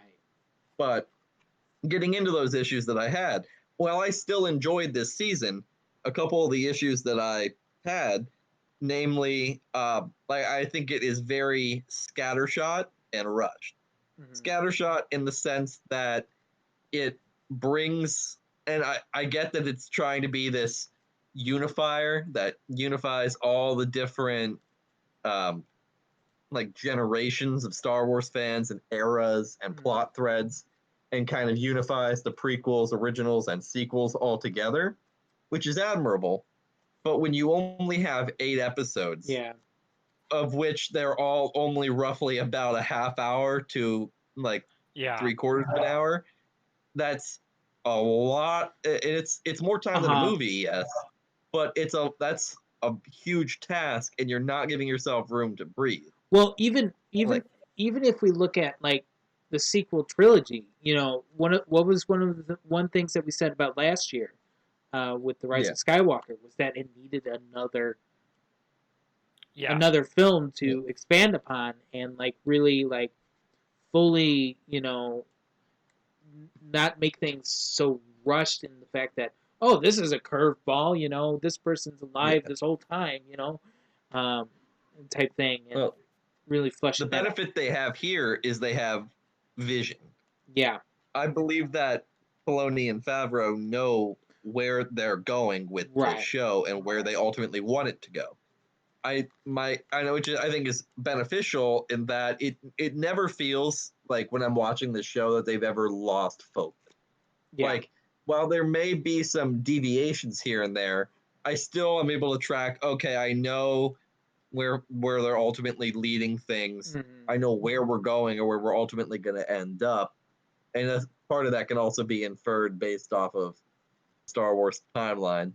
But it's I think that's something without going into like a sequel trilogy comparison. That's something the sequels didn't have as The sequels are films made by committee. The Mandalorian is a film made with a unique, or not a film, but a series made with a unique vision. And that difference is extremely noticeable when you look into the consistency across episodes. Yeah. You cannot say that the episodes themselves aren't made with a certain quality. Yeah. Right? And consistency. Like the characters act themselves and they have arcs, it's thought out. It's not like you go from season 1 into season 2 and Din Djarin and Grogu have turned into completely different characters and act completely different. Yeah. Like there is a clear progression and kind of thought as to where these characters and their arcs and the story is going. As as much as some people may argue, again, spoilers, just want to clarify that.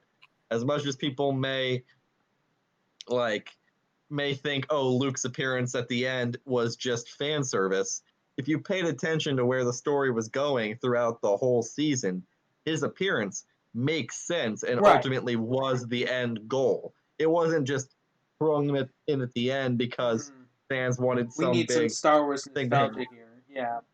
Yeah, it naturally and organically flowed with the story. And that's something that I never, well, I shouldn't say never, but rarely got with a lot of the fan service moments in the sequels. Whereas in the show, when I say it's scattershot, is when they bring in, usually when they bring in legacy characters and events and plot threads, it's done with reason for the plot, but whether it's due to the short amount of episodes or the shorter episode length, and I get the show is expensive, but it doesn't allow for these characters and events and moments to breathe. We go from episode 1 having Cobb Vanth, who was a character in some of the books, and Boba Fett's armor, and the reveal that Boba Fett was alive, going into a serialized or to an episodic episode to Bo-Katan, to Snoke theories. That it jumps across the board so many times, and then you get Ahsoka. They don't give time for things to breathe, and it ends up feeling like each episode is just throwing things at the wall.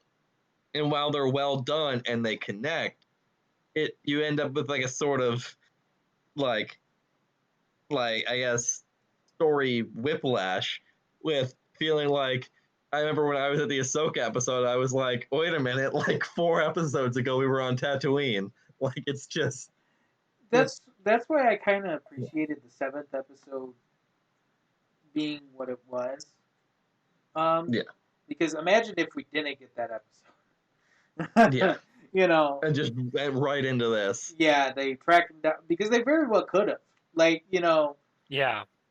The way the end of the 6th episode ended and the way the 8th episode starts, you don't really need that 7th part. For the most part. And now you don't need it narratively, but you do need it for pacing. You need it for I did feel like during episode 7, like it was like I liked it, but I only liked it by a very slim margin. Right. It was just like barely holding itself together for me. I don't necessarily mean the events of the episode were necessary, but that room to breathe was necessary. Right. That's true. I just think it could have. I felt like it felt like it all felt just very. I actually felt this way about like the entire last 2 episodes. I felt like those 2 episodes, they worked for me and they had some stuff that I really liked in them, but like the whole like the motivations of the characters felt like a tiny bit off, not with like Bo-Katan, just like the general cast didn't feel like they were meshing very well together. The like the motivation seemed off. Like I didn't feel like Bill Burr's character really like stuck the way that it should have with the general arc. Like, and it felt like the biggest example I can think of is the that scene in the tavern where Boba Fett gets into this fight with the Mandalorian, and it's like I don't Oh yeah. I don't understand. Like, I understand a little bit because the armor thing is apparently like a really big deal for Mandalorians. Mhm. You mean But when he gets into a fight with Bo-Katan? No, it was no, it's one of her her friend. subordinates. I don't know what her name is. Oh, Oscar Reeves.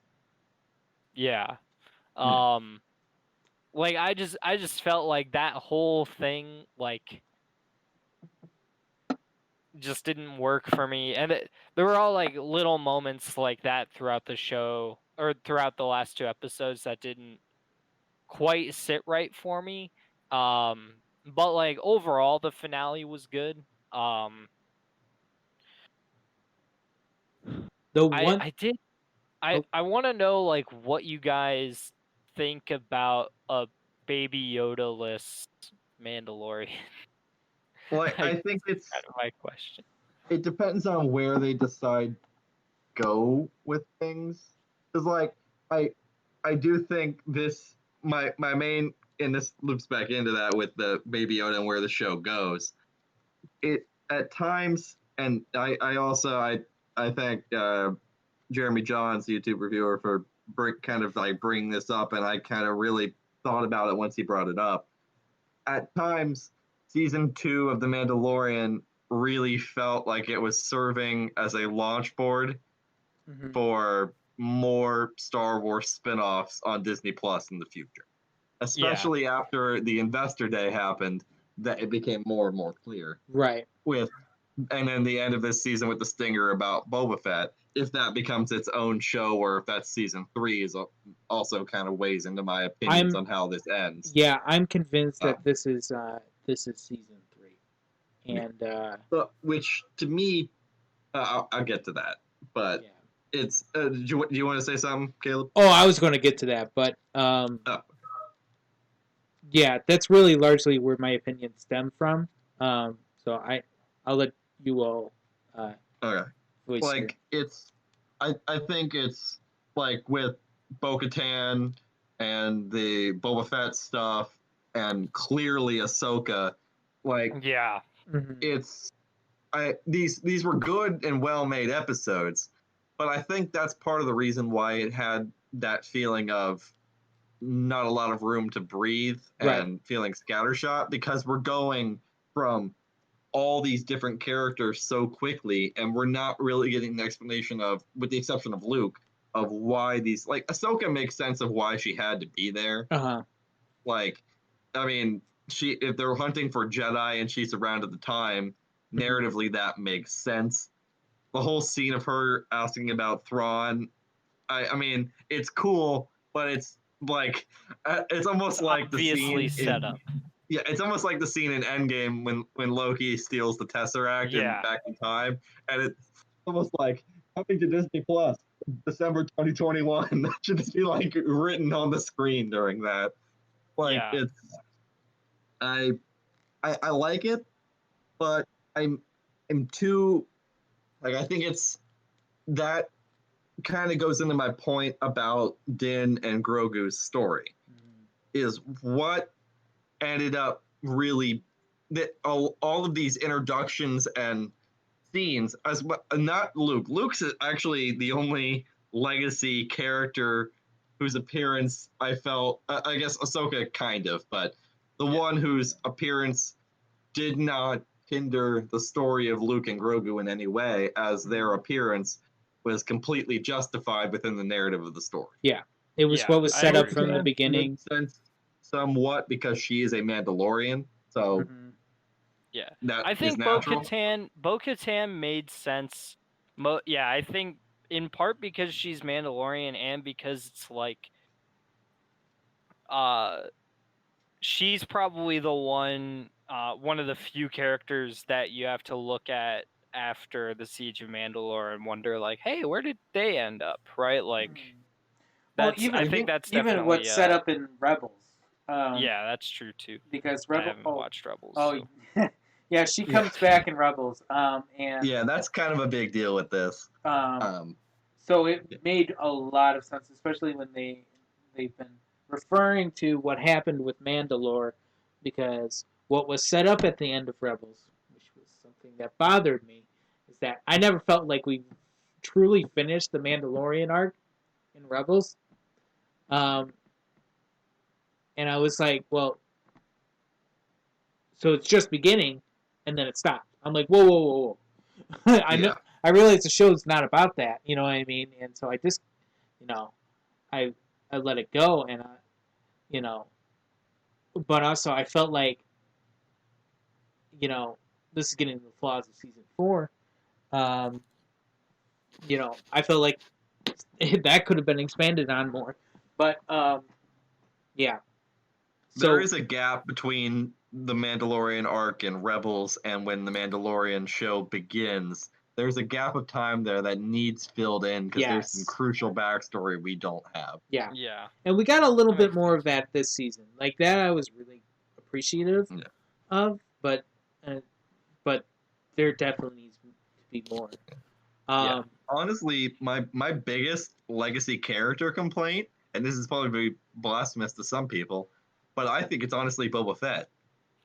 It does Uh, feel like he doesn't really like he's there to look cool and sound cool, and he does those things. But then it does feel like he's just there, especially at the end, to set up his own show. yeah, which it bothers me because Din and Grogu's story should be at the forefront, and for several episodes, it is. Yeah. But the spotlight is taken off of them several times to the point now where if this Boba Fett show is season 3, like, Apparently confirmed no. Oh, okay, confirmed well, no. Oh, I thought okay, I thought for sure it was season 3. Let me well, Lucasfilm artist addresses confusion between the Mandalorian season 3 and Boba Fett spinoff. So this is Paul Bateman, who is a concept designer, who said on Twitter that they are totally different shooting schedules, and is saying that, as I understand it, hashtag the Book of Boba Fett and hashtag the Mandalorian season 3 have differing shooting schedules despite potentially releasing around the same date. In addition, Pedro Pascal has confirmed he's signed aboard for Okay. the third season. Well, I still don't. Con- I oh, go ahead. I still think that, like, here's all right. What this ending showed me was that we're taking a backseat on Din and Grogu's story for a bit, because one thing that really I noticed from the Disney conference uh, last week was the quote that they said they're leading up to a particular event. So I started to really like look at the lens of what they're leading up to, and I think with you know Grogu's going to get training, and Yeah. I think Din's going to be sidelined a bit. He's going to appear with you know the Boba Fett spinoff, Yeah. but he's going to be like a 1 episode appearance, I feel, and it'll be a check-in with him, and there's going to be something that happens, whether it's in the Rangers of the New Republic show, or even in you know Boba Fett show, or even Ahsoka show. There's going to be a particular event that leads them back. That what I think that's what season 3 would be. The only problem with this idea is that, from what it sounds like their season 3 is coming out at the same time as this spinoff, which wrecks my theory completely. But if my hope. Oh, go ahead. But if that is my theory, that's what the story's telling me. Um, Okay. of what's I being I said. want to say I think the best place for this to go, for like this to end, is as a run up to the fall of Luke's Jedi program. Yes. In Yeah. in an ideal world, that's what we're headed to headed towards. I'm surprised we didn't get one. I really think a show that involves Luke and his Jedi Temple would make great backstory. I also think I know we've been getting a ton of it in the books, but I think Rangers of the New Republic is really going to lean into this. Mhm. But expanding the origins of the First Order, and the Mandalorian has kind of already been dabbling in that somewhat. Yeah, Um, especially and I think towards the Rangers, end. yeah, and I think all these new spin-off shows are going to start to do that. I also wouldn't be surprised if this big climax that they're all rumoring about, like all the rumors lead to, Mhm. I wouldn't be surprised if this big climax is a movie that they just haven't announced yet. It's That's possible. It could interesting. be. It could even be a Disney Plus exclusive. It Yeah, could be like a I mean, Disney. I suspect it's Defenders, but with Yeah, Disney Plus. it'll be an yeah, event series, and yeah. like 2 to 3 I would episodes. say there's just like the Boba Fett show. There's presumably other Star Wars things in the works that didn't get announced at the Investor Day that are still Mhm. coming soon. That they Like, didn't want to reveal. what would you say? I said, yeah, that they didn't want to reveal. Oh yeah, like I'm sure there's more coming that we're not privy to that involves what the overall plan is. I at least I hope there's a plan. I think they learned their mistake from the sequels of just going in and just winging it. I think they've learned, Mhm. but I Yeah. hope at least I hope they have. I, But I I, think no, I was just gonna say like I think season 3. My hope now knowing at least going on the assumption that the Boba Fett show is a different show. My hope is now that Boba Fett's spun off into his own thing, Ahsoka's in her own thing, uh, Grogu's off with Luke. My theory is that it's going to be that we'll just leave Grogu with Luke for the foreseeable future. We'll check in with him from time Mhm. to time, but it's primarily going to be Grogu's off training with Luke. There's like a 20-year gap between where the season finale was and when Luke's Jedi Temple falls in that flashback. So we've got like a good 20 years of time before we have to really worry about the fate of Grogu. That's Uh, true. That's true.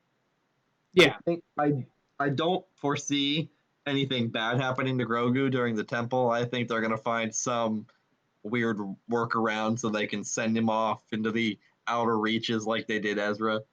But Mhm. my theory for season 3 is now that all the setups have been all the spin-offs have been set up, that we get season 3 being primarily about Mandalore and Mandalorians. It is Yeah. Din and Bo-Katan focusing on retaking Mandalore from the Imperial Remnant.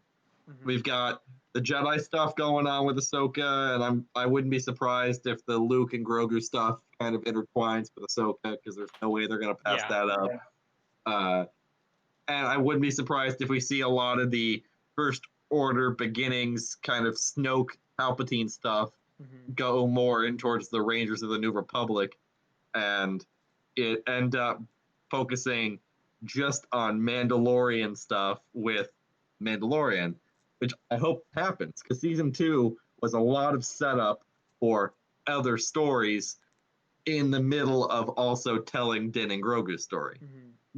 The story arc of Din and Grogu may be over, but that doesn't mean that Din and Grogu's own stories are over. Just this arc is over. Mhm. We'll see. I think Din is still going to be around with Bo-Katan, and the theory that many are thinking is that he's now that he rightfully has the dark saber, maybe he's the one who leads the Mandalorian unification instead of Bo-Katan, or who knows what happens. I just hope we get things more fleshed out Yeah. because this season was a lot of okay, Ahsoka spinoff is ready, Boba Fett's is ready.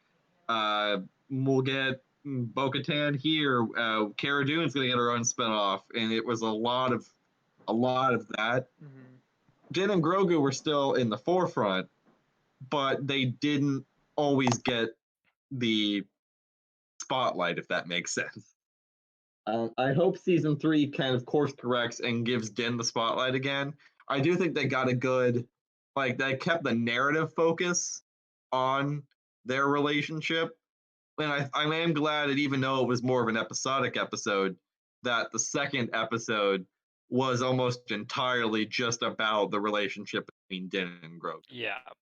Yeah. Which was needed, especially when you come off of one where I guess 2 episodes that Grogu's barely in, episodes 1 and 3. So I hope that they've finally got the narrative focus back. Well, while I can clearly see, like, at no point during the season did I ever feel they lost focus.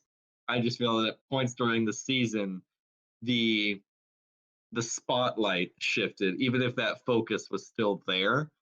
And I hope that they kind of, there's no real need for them to course correct, but just rather than kind of inching towards spin-offs, redirect a lot of that energy towards Din having the spotlight in whatever the new arc is that they'll be going towards.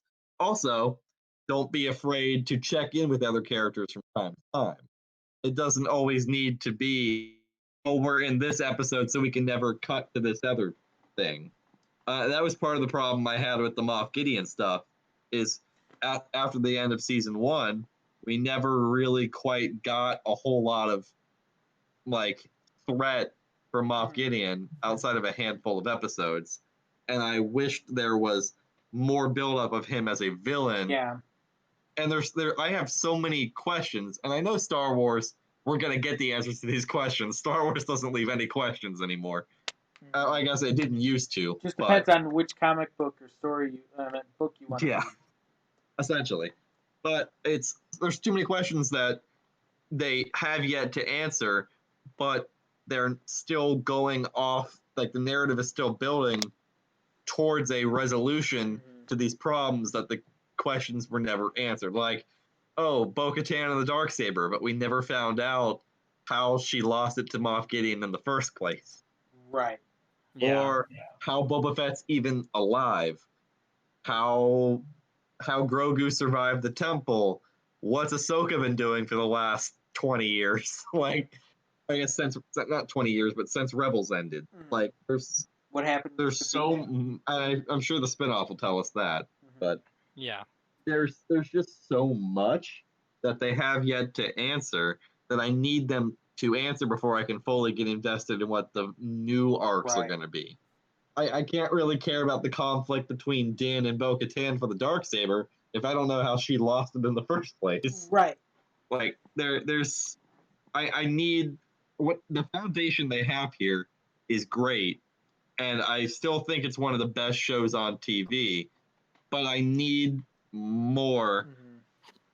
I need more questions answered, and I need more spotlight on what the true focus of the show is being. Based on what I'm being told, I need the spotlight to also work in tandem with what I'm being told is the focus of the show. We don't want to fall into, I'm going to say it, we don't want to fall into the Game of Thrones trap. No, we don't. You know, of like having less episodes and cramming things. Yeah. Rather than focusing on the proper amount of episodes. Like, there was 8 episodes in the first season. Felt like it was fully fleshed out. You know what I mean? Yeah. This time, not so much. But actually, I just remembered this. You know, Cassian? Yeah. His series is going to be 10 episodes. Yeah, and they already announced that. I believe it's the Acolyte is getting 12. Right. So it's not like they can't get that episode count up. So I say, you know, nudge, nudge, add an episode or two. I don't think anybody's going to complain from that. The Yeah. only thing I can think of it being is maybe it's a budgetary or a scheduling issue, but but but knowing Disney, I'm sure it's not either of those concerns. right. Um, the only thing that I would think would be scheduling, like that. Yeah. That's it, because budget definitely not, and especially the other shows are cases, perfect examples of that, of being 10 to 12 episodes and stuff. Yeah. There needs to be more room to breathe, and I hope, as good as I thought season 2 was, now that all of the spin-offs have been announced and set up, let's put the spotlight back on what you're telling me the focus of the show is. I almost wonder. Oh, go ahead. Oh, go ahead. I was just gonna say that if Boba Fett actually ends up being the focus of season 3, as much as I like the character, I'm gonna be disappointed because that does a disservice to Din and all they set up in this episode. Yeah, I almost wonder what seeing this most recent episode, like if the conference wasn't shown yet, what our perspectives would be like, because I feel like Yeah. that's heavily playing a factor in the way we view this particular episode. I know it is I for think me. it's affected my view of the whole season. Yeah, I agree. I agree with that. We desperately need to go. We've been running Yeah. very long on this. Brief final thoughts on The Mandalorian season 2. I liked it, and I'm definitely looking forward to more. But I do have some, as I've mentioned, some constructive criticisms to how they can redirect some of their energies in the next season. I like what they had here.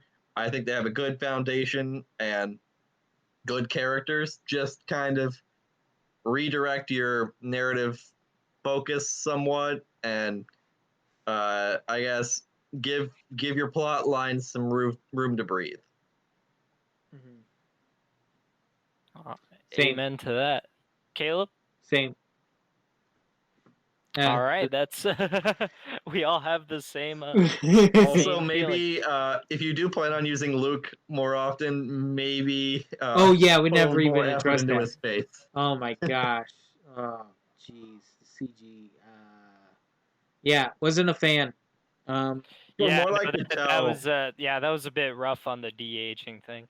well, from what I could tell, just briefly, I think I watched a video earlier that, as opposed to what they did to recreate Peter Cushing as Tarkin in Rogue One, that was a complex like CGI process. From what I could tell, and what this video had shared, was the process here was essentially just using deepfake software, Yeah. and so it doesn't feel like a creation so much as just that waxy feeling of they just pasted someone else's face on another body. It doesn't look horrible to me. Like, I've seen worse, but I've definitely seen better. Well, to me, Yeah. it looks like Unreal Engine 4, which is what they're using. But also, I'm like just thinking to myself, they couldn't, like, it's Disney. They couldn't like get Unreal Engine 5 early. Like, if it's just That's this pretty one funny. scene here, like, Right. I don't think it's that bad for this one scene. If he's gonna be recurring, Yeah. it needs some work. Yeah. It needs a lot of work if it's recurring, which I don't think it, because honestly, that's such an expensive thing to undertake. I don't think that's going to happen. I think Yeah. we'll see him more, but I don't think it's going to be anything to where the long lines that he's going to be recurring a lot. If Luke does end up recurring, they're gonna have to recast him. Yeah. Yeah. Either that or Mark Hamill in makeup. He looks absolutely nothing like his younger self at this That's point. fair. That's fair. Yeah. Time jump it. I don't care. All right. Caleb, will you rattle off the social medias for us? Do you want me to do that, or do you want Caleb to do that? Ooh, that's right. I said Caleb, didn't I? Caleb, go for no. Sorry, you do it. Okay. You can find us on Twitter at Cascade at CASTCATE because of our old handle, but you can find us just for searching the Lab Rats Entertainment Podcast in the search bar. And you can find us on Instagram at the Lab Rats Podcast. We don't post on Instagram that much, but if you follow us on Twitter, you will get a notification every single time a new episode goes live on Podbean. In addition to Podbean, you can also find us on Twitch, Spotify, YouTube, Apple Podcasts, Google Podcasts, and Stitcher. Yeah, and All right. if you haven't watched last week's episode, a special episode of the Game Awards on Twitch, you can see the full video version of that for a couple more days, because the VOD will expire. But if you want a full video reaction, check it out. I mean, none of our faces are shown, but at least you'll get a little bit of a visual aspect of what was going on in the Game Awards at that time, and me freaking out to Sephiroth. Just to say, that's the highlight. Yeah, That is the highlight. The biggest highlight was the Sephiroth announcement. and I have that And clip. our sheer disappointment in the Mass Effect announcement. Oh yeah. I'm sorry, like you cannot just announce that a series is still in development. Like that. All right. Anyways, just a tiny bit of housekeeping here. We are going to have our year in review sometime next week or sort of during the week after. We're planning sometime between the 27th and 30th, so look out for that. Hopefully we'll be able to get a mod on the show for that one, and we'll be able to hear all about what he's been consuming since the beginning of 2020. So we're really looking forward to that. And did either of you have anything you wanted to plug before we jump on out here? I don't think so. Yeah, I think I'm good. Is that it? All right. Well, in that case, bye. Bye.